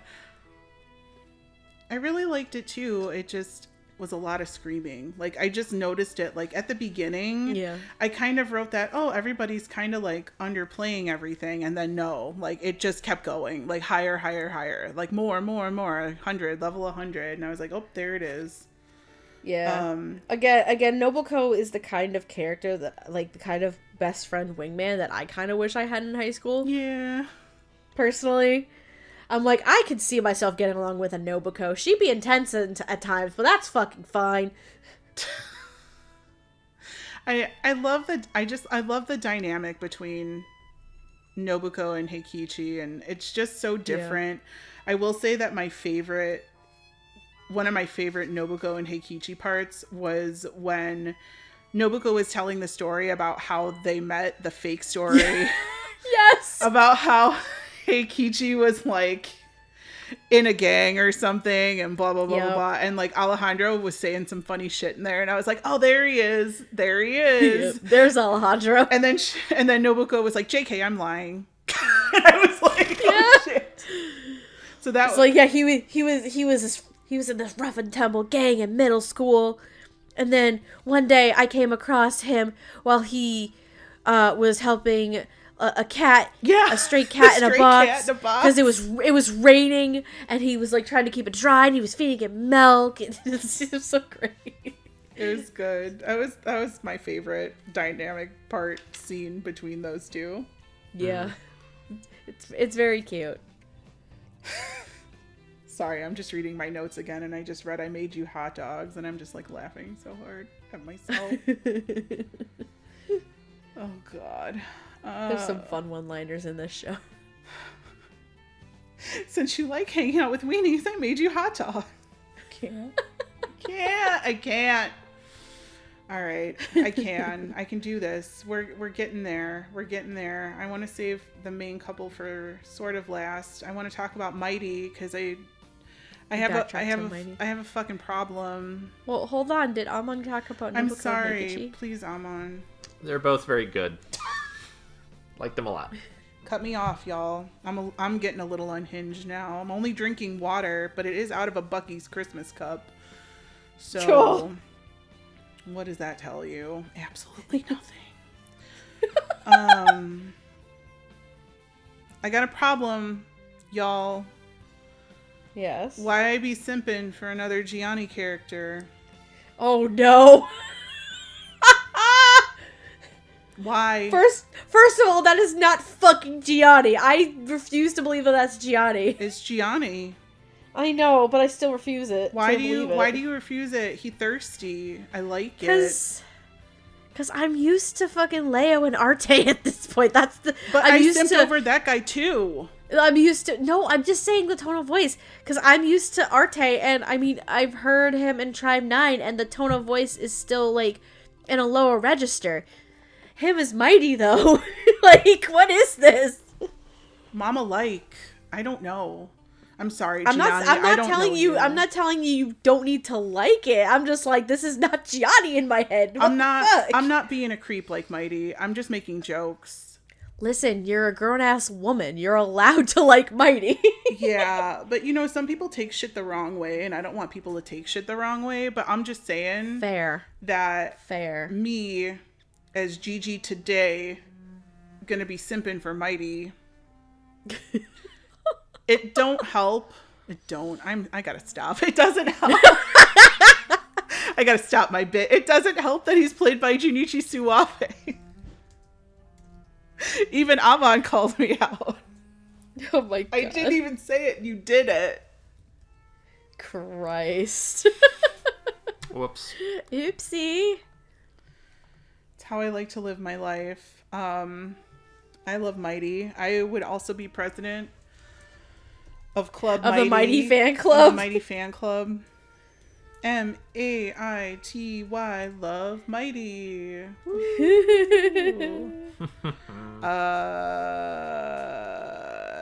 Yeah. I don't know what to say without embarrassing myself further. I'm still in disbelief that Mighty even is Gianni.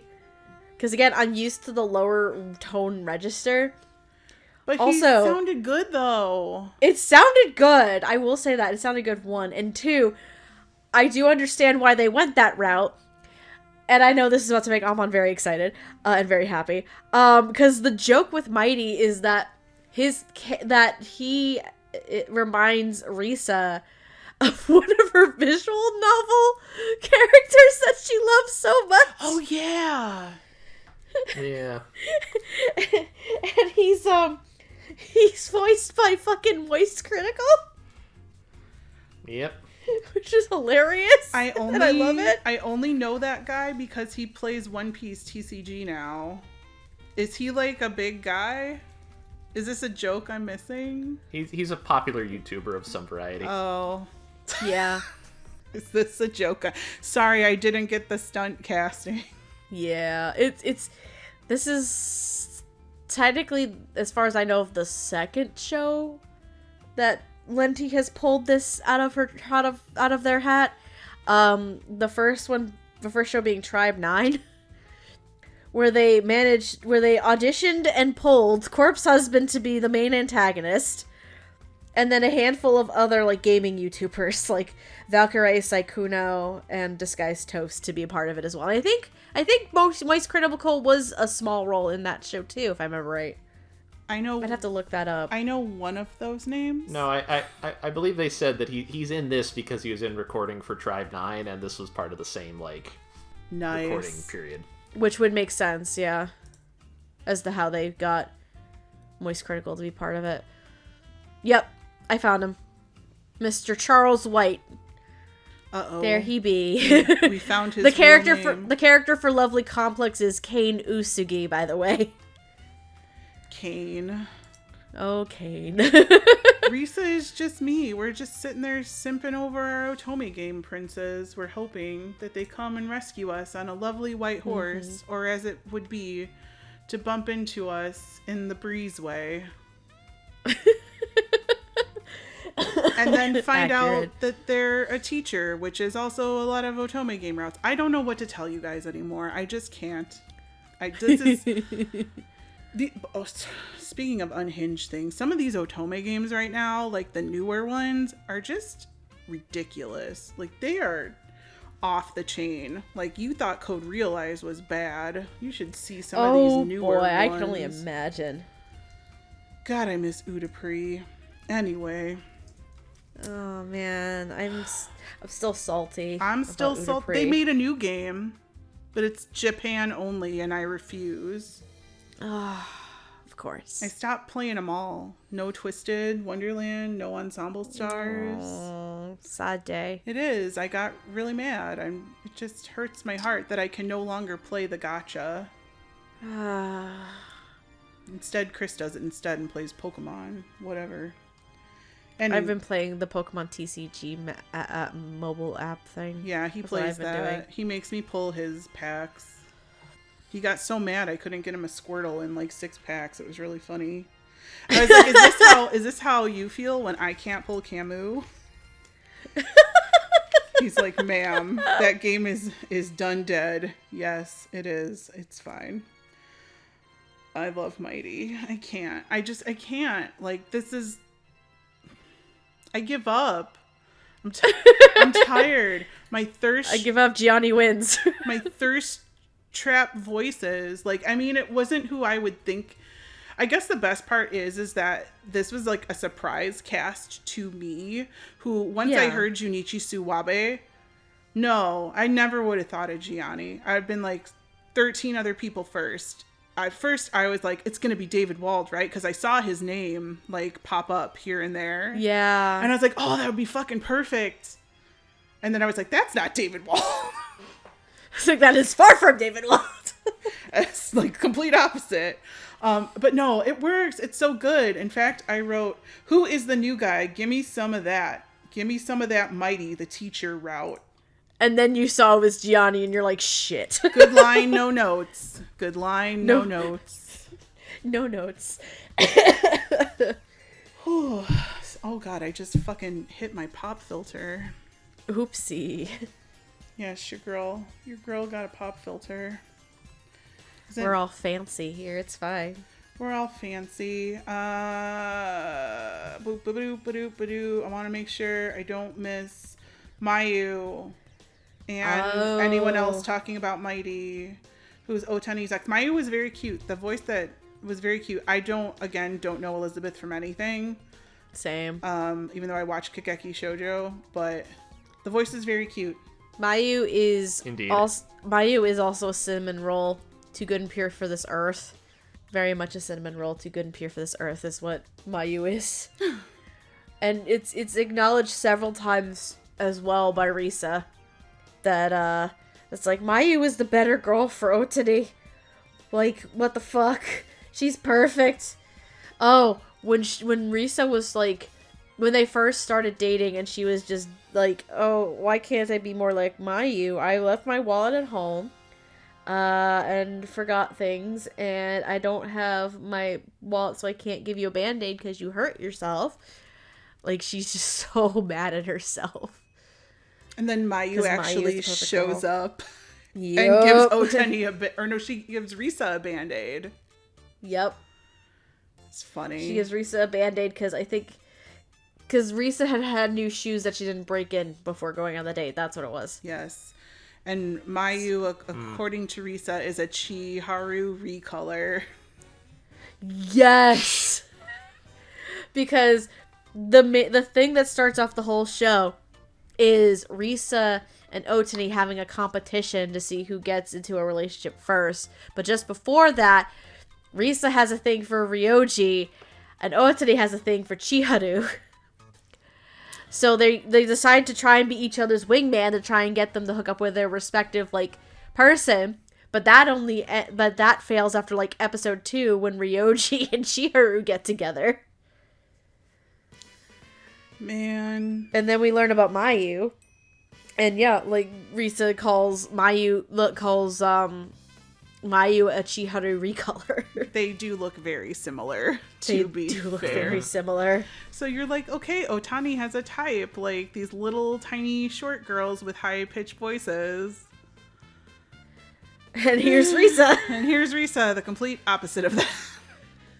Whoops. It's funny. Like, it just, when you, like, I don't know, like, you think you have a type. Like, I have a type.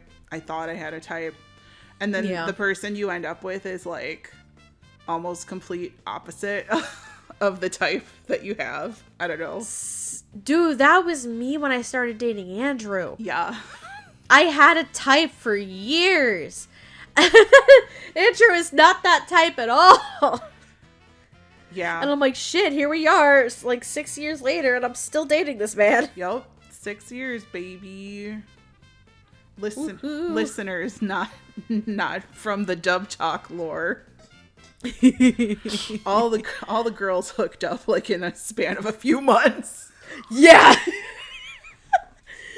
all of us got into relationships in a span of, what was it, probably 9 months. Wasn't it like so Megan was first. Megan was first in like the spring. It was right before, it was around Anime Boston, so this was like March, April. Yep. And then it was you. Then it was me, and it was in November, and then it was you in a December. month later. Yeah. Like the day after Christmas, because we were recording Tada Never Falls in Love that night. Yep. That's what it was. That's the lore, fam. I think that was also the night where Andrew accidentally said "I love you" the first time and didn't fucking realize it. I think it was. I think that was the same night. Oh Christ. Y'all, Dub Talk, it's our 10th anniversary going on right now. Like, without Dub Talk, my life would be so different. Yeah, same. I never would have met any of these people. Whoops. I'm not sorry. Me either. I don't know what I would do without y'all in my life. Oh my god. Except maybe not be as stressed out watching 24 episodes of Lovely Complex in 2 days. No, I'm just kidding. I'm just kidding. I'm just kidding. All right. Andrew corrected me. He overheard me and he corrected me. It was the night of the Game Awards because Joker got revealed in Smash, and I ended a phone call early in a hurry to go check, and I said I love you. It wasn't the same night as Tada. Maybe it was 2 weeks apart. Wow. Dang. I love that he remembers that. His memory is really random. Cause it's one of those things where it's like he remembers things because there's something else. There's something else that associates with it. Like for instance, the Game Awards. For instance, I'm gonna I'm sorry, I have to tell this quick little story.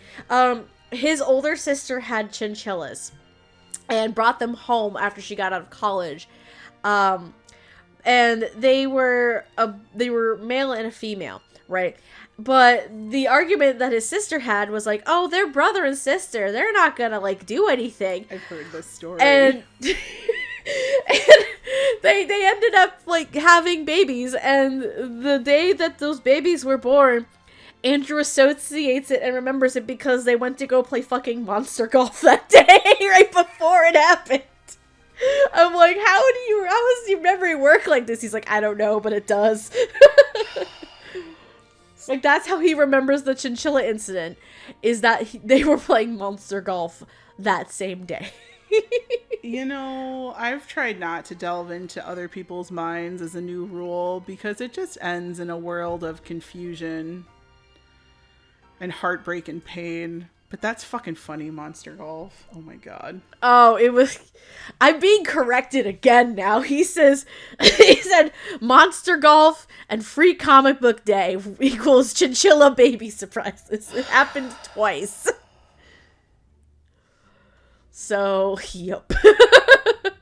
Alright. Let's move on, because we don't have much left to talk about anyway. No, let's just get it done. Alright, let's finish. Okay, so we've got the original Chiharu, the OG. We've got Ryoji. Oh, that's cute. The OG and then Ryoji. Why did Aaron Dismuke say 7 things in this? And I was sad because I wanted more, but then I remember that Ryoji doesn't talk. No, with their Chiharu and Ryoji's dynamic is more of like the quiet, like more introverted, keep to themselves couple, and Sarah and Aaron play that dynamic very, very well. Like, Chiharu is still very supportive, but she's also... The big thing with Chiharu in the beginning is she just can't handle boys. Right. She gets very terrified of boys. But then Ryoji comes into the picture, and he's also just as shy and introverted, but he's very, very nice to her, and she's like, I think I would be okay dating Ryoji. And then here we go. And then it happens, the fireworks. Oh, speaking of fireworks, we'll get there in a second. Cool. Sarah Wiedenhuth, again, too cute for this world. I couldn't stand it. It was so adorable. I can't. Sweet cinnamon roll. I feel bad that, like, these two characters kind of get shoved under the rug, like, 2 episodes in. But they're there. They're always there. Yeah, they kind of get pushed to the side, and then they come back every so often as part of, like, the gags and stuff like that. Nobuko just... If you ever see Risa, Nobuko, and Chiharu together, it's more than likely Risa's going to whine about something, Nobuko's going to scream about something, and Chiharu will go, or some other kind of cute noise. So... Or be like sweet and supportive, like, it's okay. Yeah, I'm sorry. And it's cute. It's cute. Good line, no notes. They do also have a moment, like, Chiharu and Ryoji have their own little, like, mini arc that takes up, like, maybe, like, half an episode in the last third, too. Again, because college is a thing. And I think that was handled pretty well, too. The outcome and the storyline for that, obviously, is different than what they did with Nobuko and Heikichi. Because the two of them are trying to get into the same college together, and it's a college that Chiharu really wanted to get into. But Ryoji failed his entrance exams because he was sick that day. So it and that kind of whole dynamic and that conflict that they have, I kind of wish it was developed a bit more. It was nice to actually get something for the two of them. Because I would have loved to have seen these two a lot more than we did. Me too. I think they're another victim of atrocious pacing. Yeah. Plus they're the quiet couple in contrast to the loud quiet couple and the loud couple, so. Yes. Yep. The triangle of exactly. doom. Oh, precisely. All right, the loud couple. So we know how I feel about Howard Wang, right? That he could read me the phone book and I'd be super happy. Like, we know that Steph's read the phone book guy is Jim Ferranda and mine is Howard Wang. That was who it was? It was him? Yeah. Real? What was? I'm trying to remember what like Billionaire Detective Club or something. Wasn't it? The one where he drives the car. He's like the guy with the slick back hair. First of all, that's Adam Rowe. No. The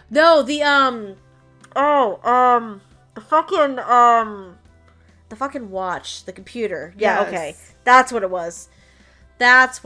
Now I remember. I'm like, what? Yeah. Okay, yep. There it was. Yeah, there it is. Okay, that makes sense. It's Jim Ferranda, but Howard Wang is my read the phone book guy. I don't want Otani to yell the phone book in my ear. Like, this fucking gremlin. Like, I kept falling in and out of love with Otani during this rewatch for me because it's been 12 years since I watched this the first time, but I made Chris watch the second birthday episode, which is like one of my favorite thing in all of anime, where it's Reese's birthday and she just had a party beforehand and Otani didn't come, and then they're all up on the roof watching some fireworks, and then Otani is like behind a corner and he's like, hey, come here, and he gives her a necklace, and then that was when he like on purpose kisses her for the first time. Yep. Top tier, baby. Gigi does have to specify this as an on-purpose kiss because Otani does accidentally kiss Risa before this. Yep, and Risa kisses Otani, so this is the Otani on-purpose kiss. This is their third actual kiss, but this is the first time Otani actually meant it. But, like, I kept, like, going in and out. Like, when Otani is serious, I fall in love with him. When he's jokey and being an asshole, I'm like, why do I like him again? But when he's hanging out with Risa and having a good time and being jokey, I'm like, yay, that's fun too. So I have like the Risa bias in my brain at all times. Okay. So Okay. when Howard is talking through Otani's mouth, Otani makes some good jokes, but he also says some really nasty things. And I'm like, oh, my roller coaster in my brain is like going haywire, and I'm like, Howard did a fucking amazing job, but as a character, this is not my favorite Howard role.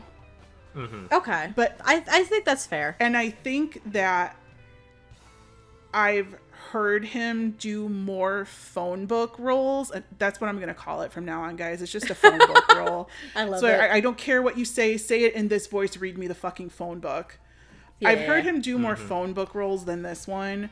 And that makes me personally sad because it's Otani. Like, I want to love him and I want to have him read me the fucking phone book.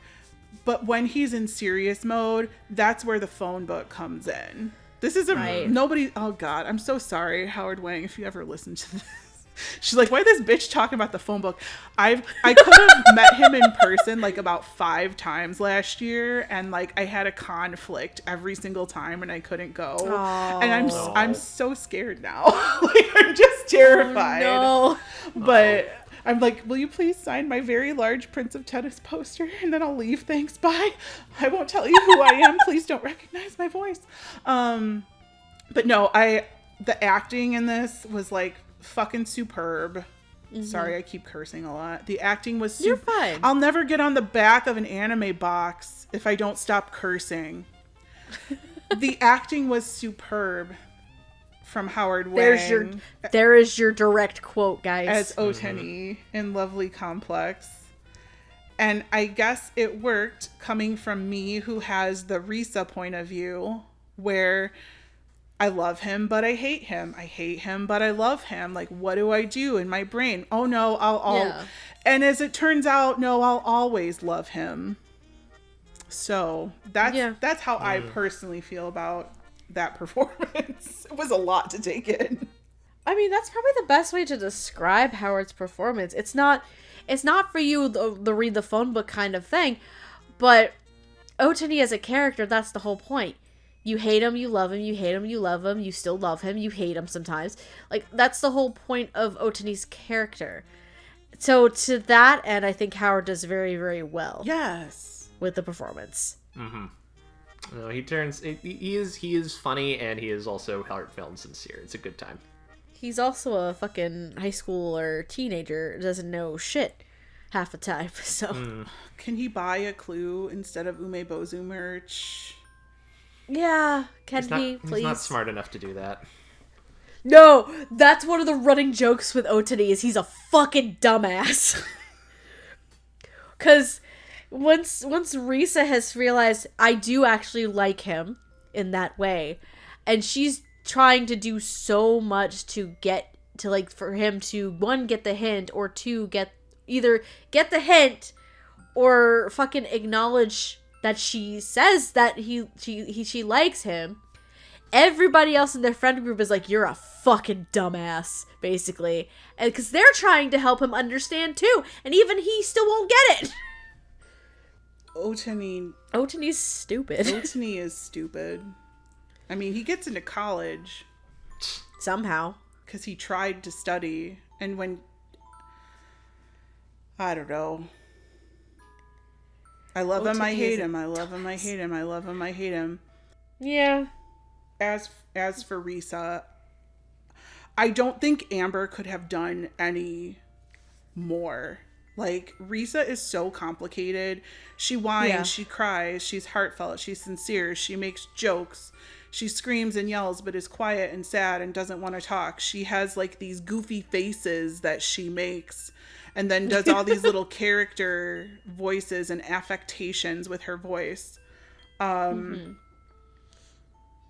If something to me, like, from now on, like, when I find Amberly Connors in a Dub Talk episode and I'm writing credits for her, like, number 1 or number 3, because 3rd is usually the best one for me, will always be Risa from Lovely Complex. I'm never going to be able to think about Amber or Risa without thinking of one or the other. She was fantastic. I can't explain it in words how good she is in this role. And I think it's because she loves the show so much and wanted to dub it. And she took all that passion for this anime that she loves and put it into this character. And it is just perfection. Yep. There's a lot of stuff with Risa going on as a character, and the fact that Amber is able to just like feed into all of those moments and those pieces so like almost like flawlessly is just phenomenal to me. No, this is like an all-timer, like good stuff. Like just absolutely hilarious across the board. Love it. Yeah. But I feel like though the best part about this dub, honestly, is the dynamic between Amber and Howard. Yes. That's the part that, because if the dynamic was not there, this show would have suffered, like, it wouldn't be great. It would have suffered poorly. But the fact that Amber and Howard played off of each other so fucking well, like, just I feel like for me, while individually the performances may not be my favorite, as a duo, the comedy duo, as a pair, collectively, the two of them are just phenomenal, personally. Because you can't have one without the other. It just doesn't work that well if you only have, like, if you only have one that is stronger than the other one. It doesn't balance out, and I think the show suffers because of that. Or would suffer because of that. But because those two are just, like, so, like, tight-knit, and can bounce off each other so well, I think that's the key component for this whole entire dub, is having these two bounce off each other and work with each other so fucking well that it is believable. And I just think it works phenomenally. That's why we mentioned it at the beginning, that, you know, all of our three main couples, you know, have chemistry together. Yep. And they're either dating, engaged, or married. Yeah, you could hear it. Like, yeah. Even though some of them have, like, smaller speaking roles, like, you can still, either you got to be a really, really, really, really, really good actor, or you can hear it in somebody's voice when they're saying words to somebody that they care about. Like, this is one thing that I noticed, and I don't know if anybody else noticed it, but after Risa and Otani got together officially, like, Risa's voice changes a little bit. Like, you know, Amon, I don't know if you have this in your relationship, but I know that Steph and we get boyfriend voice. Yes. Like, when we're talking to our partners, sometimes we just go, like, it turns into, like, baby voice. Yep. Like, it gets like, yes. Oh, you want to go on walkies? Yeah, let's go walkies now. Like, when I want to go for a walk outside in the mall. It's not, do you want to go out to the mall that's across the street? It's, oh, let's go walkies. Baby, for me, it's asking for cuddles. It's like, can I have cuddles? Can I have some cuddles? That's me to Andrew. Snuggle time? I want snuggle time. Yep. He's like, I'm not going to bed. I've definitely heard a version of that. Okay. Oh, okay. Your girlfriend has done that. Okay. But you could hear it in some of the dialogue between Amber and Howard, like, after they officially got together. Like, you could hear, like, the little things in it. And Nobuko and Heikichi, Hayden and Alejandro, like, the darling, which reminds me of Urusei Yatsura, but that's a different conversation altogether. I think that's so cute. Like, I like the little touches like that. Like, it just makes me happy. Like, I fucking love this show. I love it, and I hate it. It makes it definitely more genuine. Yeah. I think that's the point. It makes it kind of a bit more genuine, because a lot of relationships have that I feel like you have that moment where it's like once you're together, you kind of develop your own language. Yeah, in a way. It's your own language and your own your own language and dialogue with each other. And then it's just reading each other's minds as well is always a fun thing. And that's happened a few times, I think, in the show as well. Oh my god. My favorite or least favorite thing that I always say is, look at that dog.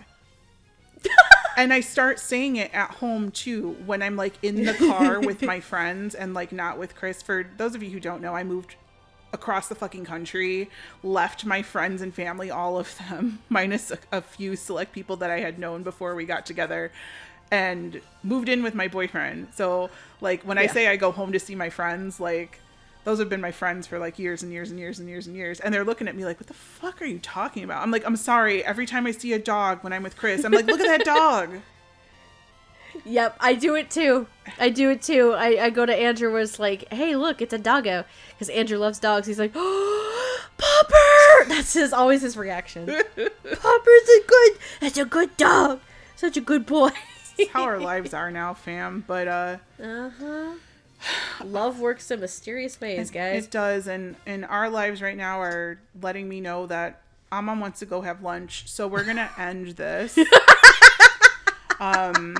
Good. Amon's hungry. Good sir, before you leave us to go have Firehouse subs or whatever it is you're gonna eat today, please tell me your final thoughts on the lovely complex that we have before you. It's fantastic. It's wonderful that this even exists, because I feel like, this was obviously a long-term labor of love, not something that would have normally come about given just the show and I think its age and the length and who picked it up and so on. So it's miraculous that it exists at all, and it is just delightful. Like, I love this. I'd never seen Love-Com before. I think I read like a volume or two of the manga back in the day, which I do remember enjoying, but this is just...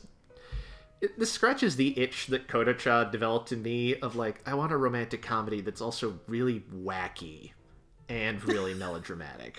And I know that's not super rare, but I feel like that's not the default mode for a lot of these, so I appreciate it whenever it comes up. It's good stuff. Love it. Miss Stephanie. Yes. I have had no interaction or experience with Lovely Complex before in my life. I've heard about it. I heard the premise of it a long time ago. And again, it's been on my list to watch forever. The fact that this now has an English dub to enjoy is just amazing to me. This show... Christ. This show... It does, I think, scratch, like Amon said, a certain itch for a romantic comedy. And especially for like a mid-2000s comedy where back in the day a lot of wackadoo shit happened in the mid-2000s. So it does kind of remind me of that a bit. But what the dub was able to do was make it, alongside of having these wacky comedic moments, making it seem very genuine for like a high school drama, high school romance, that kind of deal, and a first love for that matter. It's very genuine in its portrayal and the performances that were captured with this. It has some of my favorite comedic performances from the past year now, which is fucking great. And Gigi, I might be up there with some Lovely Complex W awards with you, but we'll see how it goes. I need to catch up on a lot of shit, but no, if you haven't had the opportunity to watch the dub for Lovely Complex, please do. Again, don't be an idiot and try and marathon it in 1 day or 2 days or anything like that. Don't do that, because it can be a lot. But I think a lot of people are going to really enjoy it. Enjoy an old school kind of rom-com like this that is able to keep the flavor, but also add a little bit of sincerity and a little bit more of a modern touch to it. But yeah, I think please go watch Lovely Complex. It's a fun time. And I agree. Yes, please go watch Lovely Complex. This is... Yeah, it's still in my top 10 anime of all time. You know, joining such random shows as Madoka Magica and Hunter x Hunter 2011. What even is my taste? I don't know, but apparently it's this. Whoops. Yeah. I love this show. Like I said, Risa resonates so much in me and will forever resonate so much in me. Like, I've been through a lot of the experiences that her character has been through. And in my current state of mind, I am in some experiences that she's been through. So for personal reasons, I will always love this anime, no matter how, you know, dated the original could be. I do really love how the dub tried to update it a little bit. You know, mighty for the win. I'm still stuck in 2007. Apparently it's fine.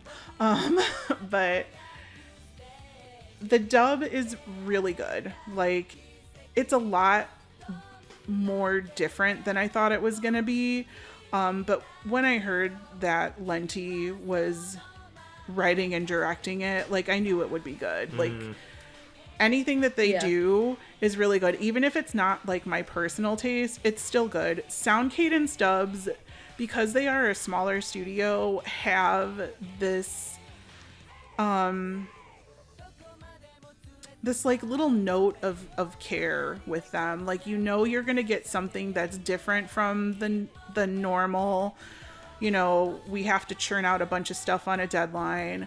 It's quality over quantity for them, which is very good, honestly. I was excited that Discotek gave them the chance to dub a longer show before they took on projects like Prince of Tennis, which is still going. Still going after all these years, you know. Howard Wang will forever be in Prince of Tennis hell. It's fine. It's fine. Howard's okay. Good job on you. You're doing the Lord's work. I love the casting choices. I love the chemistry between the actors. I love the new people that we got to hear, or that ones that, you know, I've personally heard for the first time. Yes, the jokes are a lot. I really do suggest you take your time with this one. I know, like, the plot is something that you probably want to like marathon through to see what the next episode happens, because come on, it's like a soap opera. Even though it's a romantic comedy, you got to know, like, who gets pregnant next, you know, whatever, whose brother is dying, and then, you know, it's not like that, but who's in a coma. Yeah, exactly. Who's in a coma today? Is the dog gonna be all right? Find out next time. Lovely Complex. Love-com. Some long title that spoils the next episode. I really do still love this show. I love the dub. And go purchase it so you can listen to it as well. And, you know, it's not going to be for everyone. I say this every time that we cover a show where there are a lot of topical, more current jokes in it that differ slightly from the subtitled original translation. It's not going to be for everyone.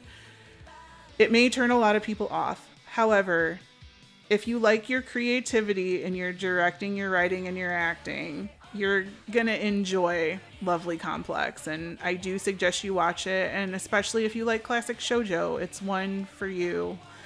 And do your heart a favor and watch the second birthday episode. And you can cry with me every time. I made my boyfriend watch it. I watched it 3 times this go around. It's beautiful. Lovely. That's like, oh, so good. Anyways, that's like the birthday I want to have. Nice. Aww. I know. It's so cute. And plus there are like 2 or 3 Christmas episodes. Yeah, 3. Yeah, There's 3. Chris has a thing for Christmas episodes in anime. So it's like, look, babe, here's a Christmas episode. Look, here's another Christmas episode. Oh, look. Look, Chris, there's a 3rd Christmas Another episode. Christmas episode. So if you like Christmas episodes, and if you like our episodes, if you like Lovely Complex episodes, the only way currently to watch this dubbed is to buy the new Blu-ray from Discotek. It did come out from them on DVD a long time ago, but that is out of print, and that is subtitled only. If you want the new one, you got to get the Blu-ray that came out in 2024. It is upscaled with Astro Res, and it looks fantastic. It's fucking gorgeous. Yes. It is in 4:3, so adjust your televisions accordingly, but it looks great. It sounds great, and the subtitles have a new translation. So you can go ahead and buy that wherever you buy your local anime DVDs, online, whatever. It is not currently streaming, otherwise I'd give you that, but it's not there. You got to buy it. So buy it. You're welcome. If it's streaming, it's probably the Japanese version only. The dub is not available for streaming. That's correct. And if you like our episodes, you could be like our lovely Patreon members who voted for Love-Com to be what you just listened to. I want to thank in our $5 tier, Bright Eyes 505, Crimson Echidna, Just J2, Quinoa Soup, Marissa Lenti, Megan's Mom and Dad, and Michelle Travis. And in our $10 tier, Anthony Brown, Carly Lesticow, Julia W., Otaku Anthony, and the person to why this was pushed to the top, Pikagreg. Thank you guys so much. If you would like to be a part of the next episode choosing, you can join our $10 tier. And if you would like to vote from those entries, you can join any tier, right?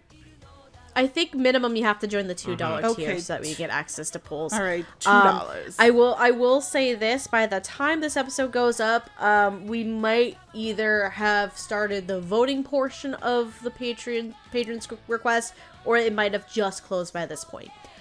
We are currently, at the time of recording this, taking suggestions for the next Patron's Choice episode. And thank you, patrons, for being patient with me. It was my fault our recording got pushed back because I have been too busy to live my life. So, that being said, you can follow Dub Talk on YouTube, Twitter. It won't be called anything else in my head ever. Blue Sky, I guess, is the best place. Yes. Twitch, Insta, Tumblr, Dub Talk Podcast. We have a Ko-fi account if you would like to make a one-time donation to make us happy. Gigi needs a new MacBook, so just saying. Gigi's MacBook is bricked, dude. Gigi's MacBook is bricked. I'm recording this on my boyfriend's tablet computer. Hey. Hey. Just kidding. Also, I've never seen that money. Also, if you want to listen to audio versions of the podcast, we are on Spotify, Apple Podcasts, and Podbean. Yay. And if you want to hang out with us some more, you can find Steph at Lilac Anime Review. Review being spelled REVUE, like a theater review. Ma'am. On ma'am. the same things, Blue Sky, Twitter, Twitch. Blue Sky, Twitter, Twitch. I've been doing personal streaming and stuff more. I'm also on TikTok, but by the time this comes out, who the fuck knows is going to happen with that. But I also have a YouTube channel, Lilac Anime Review as well, where I'm posting VODs from the Twitch streams, and I'm going to start posting YouTube shorts. Most of the stuff from TikTok that I've been posting is going to get moved there as well. So that's where I am. Yay. You can find me at Anime Palooza, although I barely post anything anymore. Let's not talk about my YouTube channel. I want to make a new one, but Chris has to clean off our kitchen table first so I could film videos on it, and I asked him to do it 4 weeks ago, and it hasn't happened yet. Love you, babe. Oh, called out, bitch. He won't listen to this. It's fine. Although he might be hearing it right now because he's in the other room. I don't know what he's doing. Chris, clean off the kitchen table, bastard. I know he can't hear me, but if you listen, you just need to make him listen to the end of this episode. That's all you need to do. Chris, you fucker, you would clean off the kitchen table for your girlfriend. If you would like me to post more personal YouTube videos, please comment down below for my boyfriend to clean the table off. Yes! Yes! Please do. And do it, bitch. We have Amon, who you can reach at AmonDuelUS at, I believe, the same places. Pretty much, yeah. And I would like your song, your dusty old song for tonight, my friend. Dusty old song. Oh, sure. I will spare you the long circuitous route that led to this, but basically for the reason that this feels like a song someone would make a lovely complex AMV for. The dusty old song for this episode is Ex-Girlfriend by No Doubt. Ooh, nice. That's good. That's a good one. I actually know what this song is. That's wonderful. I love it. I feel like the Venn diagram of people who would like the show and people who would like No Doubt is that's a pretty overlapping diagram, you know? I love it. All right, my friends. Well, this wasn't the Valentine's episode, so I guess I'll see you next on that. But thank you so much for listening. We have to record that next, actually. I gotta watch the show. Like, it's not my choice this year, y'all, so it's not gonna be unhinged. Well, unhinged in the Gigi way. Thank you so much, everybody, for listening, for watching, for doing what you do. May all your complexes be lovely. And until next time, love your faces. Rock over Boston, rock on Chicago. Goodbye. I want y'all to know that my cat Ash has been a good boy and has been sitting in this chair for the entire recording. I just need to make that known. He is a good boy. He just wants cuddles. Snuggles. Adorable. He just wants some cuddles. Otaku. I want cuddles. Otaku on Ash. Otaku on, everybody. Good night.